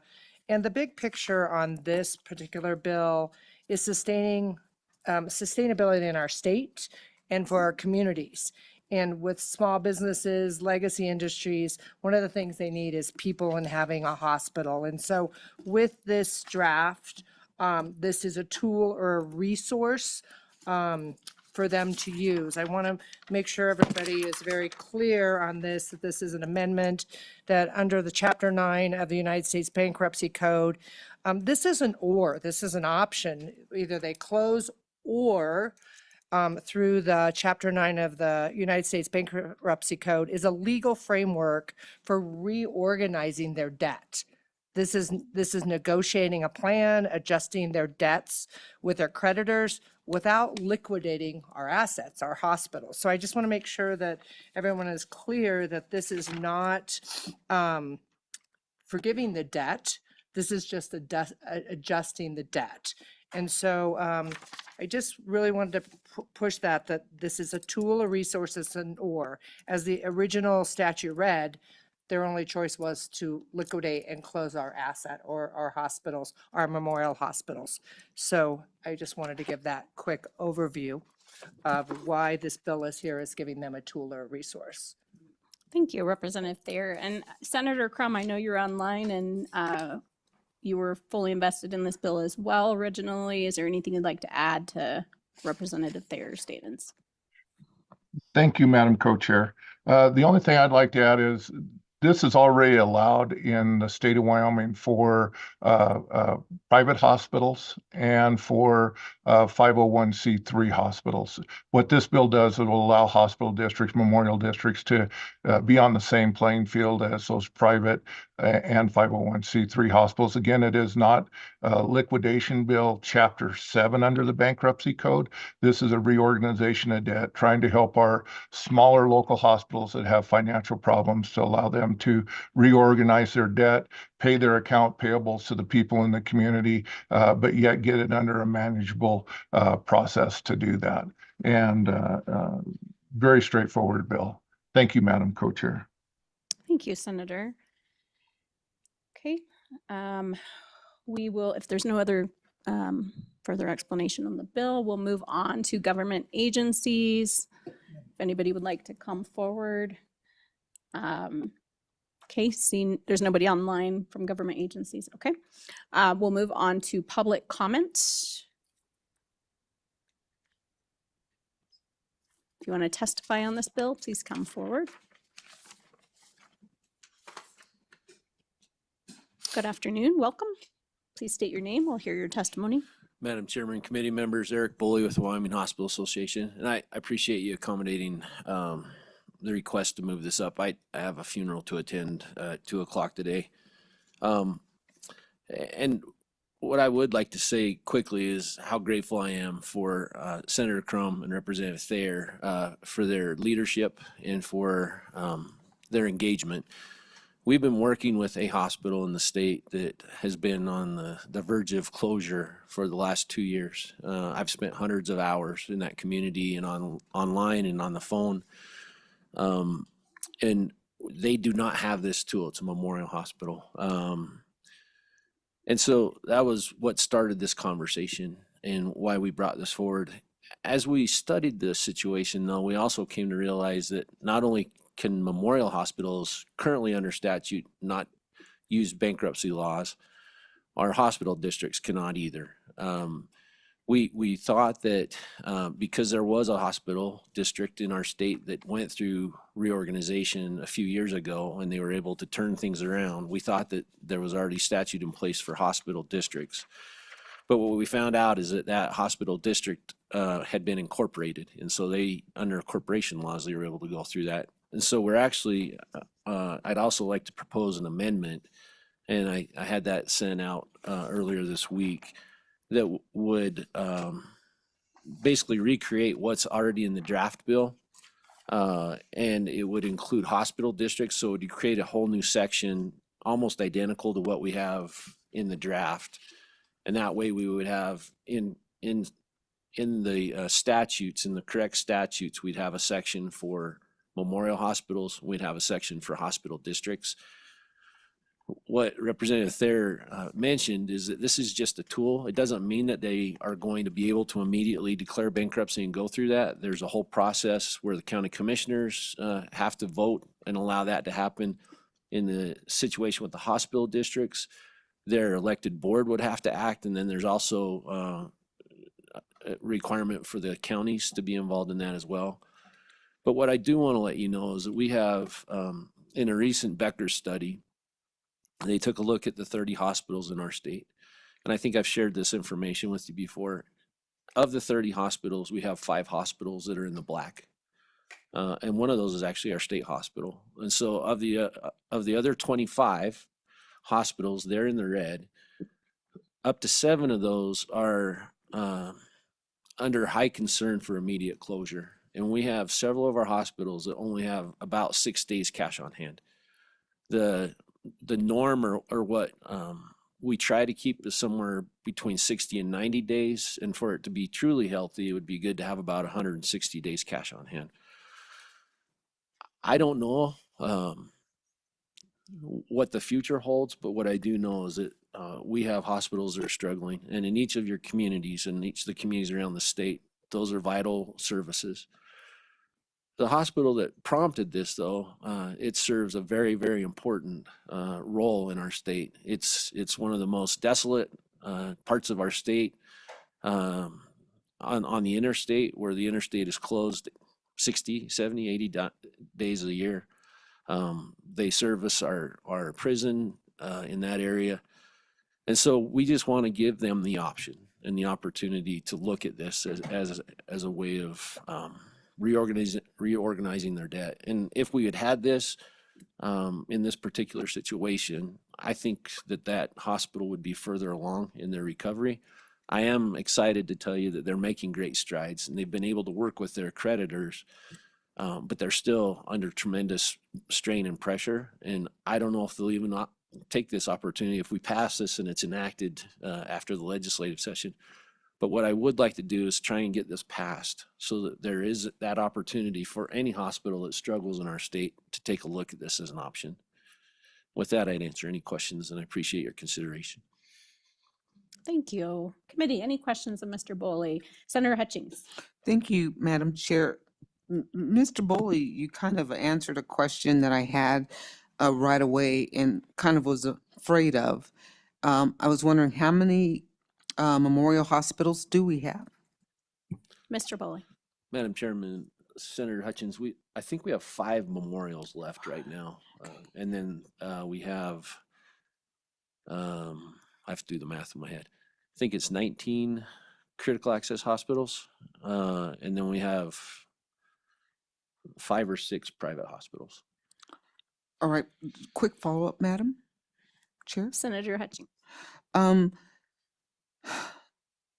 When you said you wanted to add hospital districts, that was kind of like, they've done this and they're going to start adding all the other hospitals as well.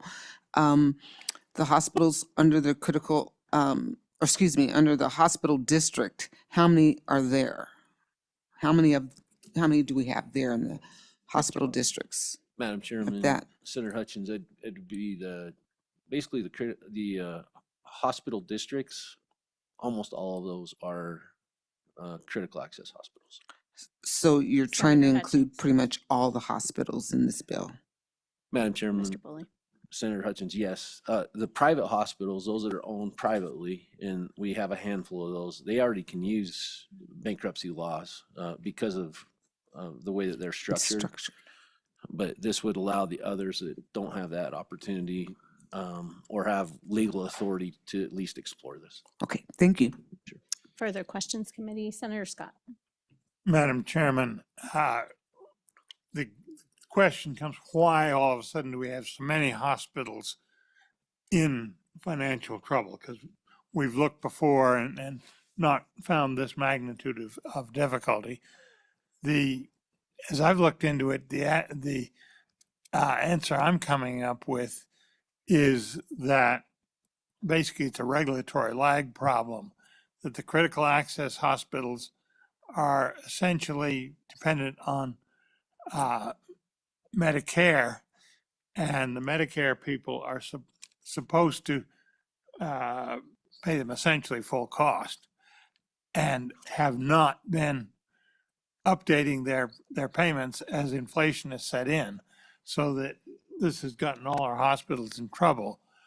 I talked to Senator Barrasso, Madam Chairman, about that issue, and he said that he thought there was a provision in that HR 1, that big beautiful bill that passed, that Senator Murkowski from Alaska had built, and that John had gotten fixed, so it included Wyoming, that was going to solve this problem. And my question for Mr. Boley, Mr. Chairman, is that likely to be right? Because this bill makes a lot more sense if you've got a solution so the hospital just doesn't instantly repeat the bankruptcy because it's got an impossible situation. Mr. Boley. Madam Chairman, Senator Scott, so there's a lot to unpack there, and those are great questions. Let me address first why our hospitals are in the condition or the problems that they're facing. We're seeing a decline in insurance coverage in our state. We're seeing an aging population, so our payer mixes have shifted. We're seeing more governmental payers, which is Medicare and Medicaid. We're seeing cuts in the Medicare program. For our critical access hospitals, a thing that keeps being presented, and Department of Health presented this yesterday, is that we are supposed to get 101% cost coverage of our allowable costs. And that is true, except sequestration about a decade ago cut that to 99%. So we're not even getting what statutorily we're supposed to get, 101%. And that's only for allowable costs. We're seeing an increase in our expenses in connection with different payer sources. As far as the $50 billion, which Senator Brasso was very influential and key in getting past the rural health transformation funds, and I think you're going to get an update on that a little bit later today. There are potential ways for us to create economies of scale, to collaborate, and to work our way into a more sustainable situation in our hospitals, and that's what the money is supposed to be used for. We've presented a whole bunch of ideas to do that, and I believe that there is some great potential.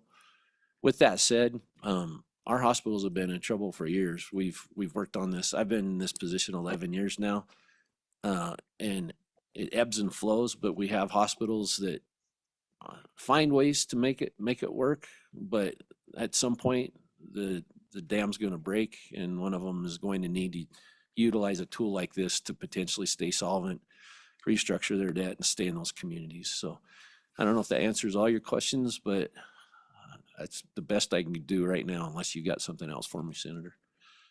Follow-up, Senator Scott?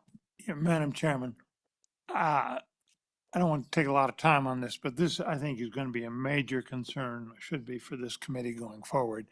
To have this many hospitals in trouble all at once is unusual. We've had, I can't remember a time when there wasn't at least one in trouble, but they suddenly, all of them, including the ones that are known to be pretty well managed, have been getting in trouble. And I think it's the federal Medicare program that is the villain here, and just have not been keeping their reimbursements up with inflation.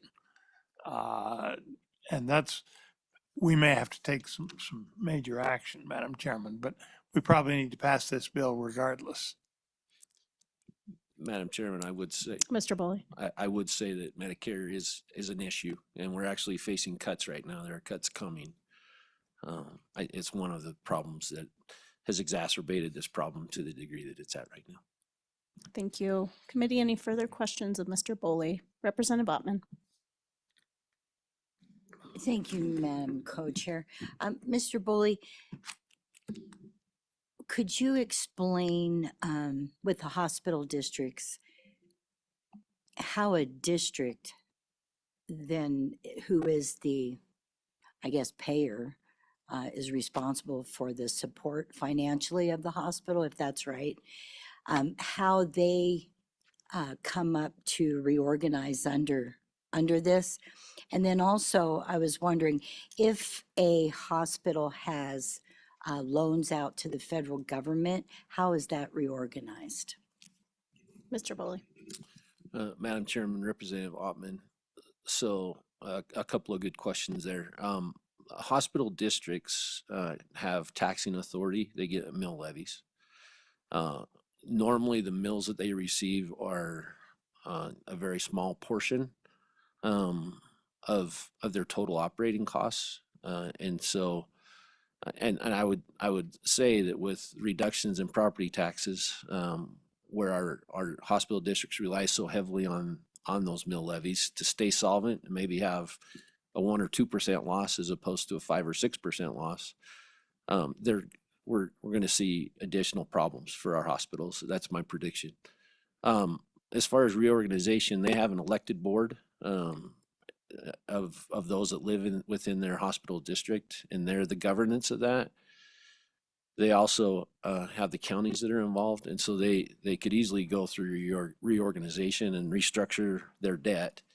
And all debtors, I believe, even with the federal government, so USDA loans and things like that, would also be captured. And I'm not an expert on bankruptcy, but I think they would be captured, and doesn't mean that they're not going to have to pay it back. It just means that they would restructure it so that it would be repaid in a structured manner, so that their debtors are taken care of.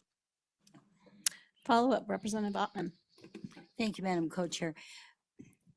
How is it that by restructuring through bankruptcy, and I know nothing is for sure, but with the restructuring, what is the criteria to make sure that this isn't just kicking the can down the road and then possibly more debt at a time then that they would go bankrupt? So what's put in place, or who's overseeing the hospital organization and how they proceed through this? Mr. Bully. Madam Chairman, Representative Ottman, this is my understanding, because I've never been through one, but I've gotten quite a bit of education from our legal team and from experts on this. So if they go through the court process and Chapter 9 is allowed and they can go through your organization, the court appoints someone to oversee and restructure that debt. They sign contracts with each of their debtors that have the terms of the agreement in place for repayment.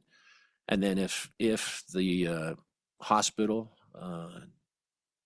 doesn't fulfill that promise, then it opens up and the debtors can go right back to what they had before, which is liens or whatever it might be for full collection. So they're both protected, but it basically creates a structured entity and responsibility for making sure that they adhere to the contracts that they put in place through your organization. Further questions, committee? Representative Klausner. Thank you, Madam Chair. Thank you, Mr. Bull. I guess the timing of this is imperative, but I've been hearing some rumors yesterday and today that CMS may not be paying claims with the government shutdown after October 1st. And knowing some of our hospitals are very limited on cash on hand, can you enlighten us a little bit of what you've heard and how that's going to affect us? Mr. Bully. Madam Chairman, Representative Clauston, it's a great question, and they are starting to see the slowdowns in payments. I'm getting emails pretty constantly. The longer this thing drags out, the worse it's going to get, because cash is king, and that cash flow is super important, especially when you have so few days cash on hand. So there's tremendous concern on how long this could potentially go, and we're hearing that at least through the end of this week, maybe into next week, because of some things that are going on back in DC. So I have serious concerns. I mean, their cash days on hand could be depleted quickly, and then they've got to start working with their accounts payable people already to see if they can. And I'm imagining that vendors are going to be aware of this situation and might work with them, but at some point, something's got to give. So there's some major concerns. Thank you. Committee, further questions of Mr. Bully? Senator Hutchings. Thank you, Madam Chair. Mr. Boley, how are the private hospitals doing? Mr. Bully. Madam Chairman, Be honest. Senator Hutchins, I'm trying to think. So one of the private hospitals just stopped doing OB services. That's in the southwest corner of the state because it was one of their loss leaders, and they're trying to figure out best way forward.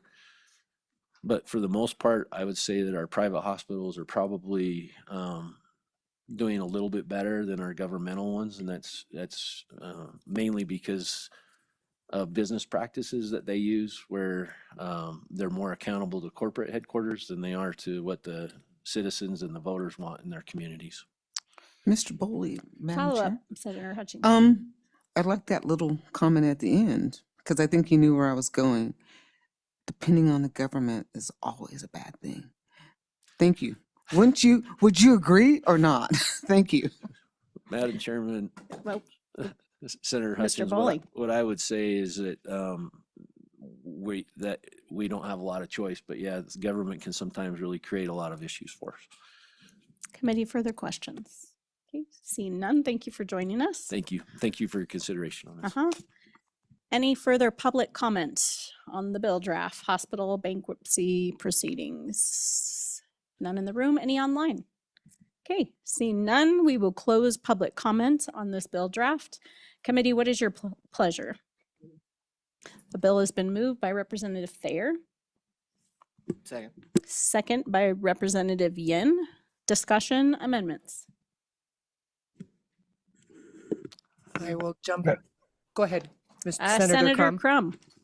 Yes, Madam Co-Chair, I'd like to move the, for a better term, the Boley Amendment, the hospital district amendment to add the hospital district piece to this. Again, it's just leveling the playing field that the districts and the memorial hospitals be on the same playing field as those private and nonprofit hospitals. Okay, and Ms. Johnson, you have a copy of that proposed amendment. Okay, is there a second?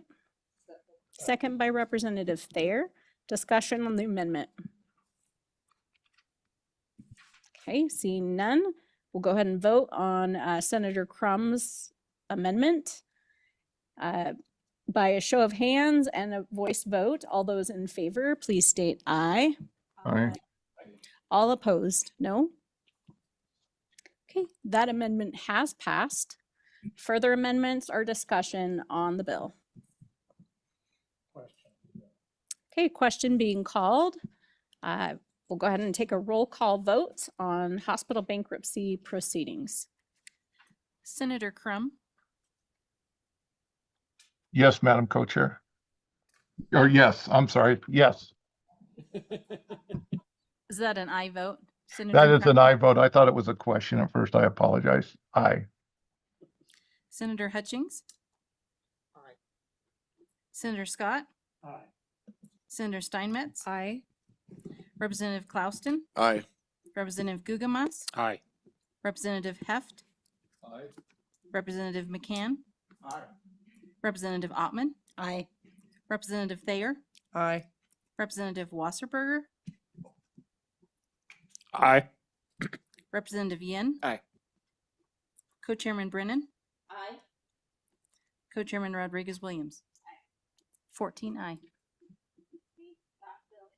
Committee, that bill has passed. We are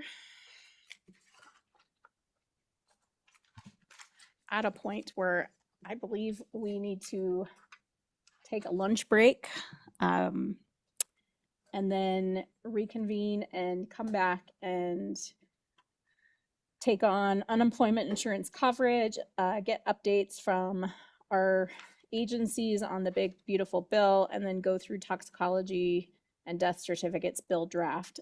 So with that in mind, committee, we will break for 1 hour. It's 12:15. So we'll reconvene at 1:15. So everybody comes back a little more rejuvenated after we get some food and so forth. So, all right, thank you.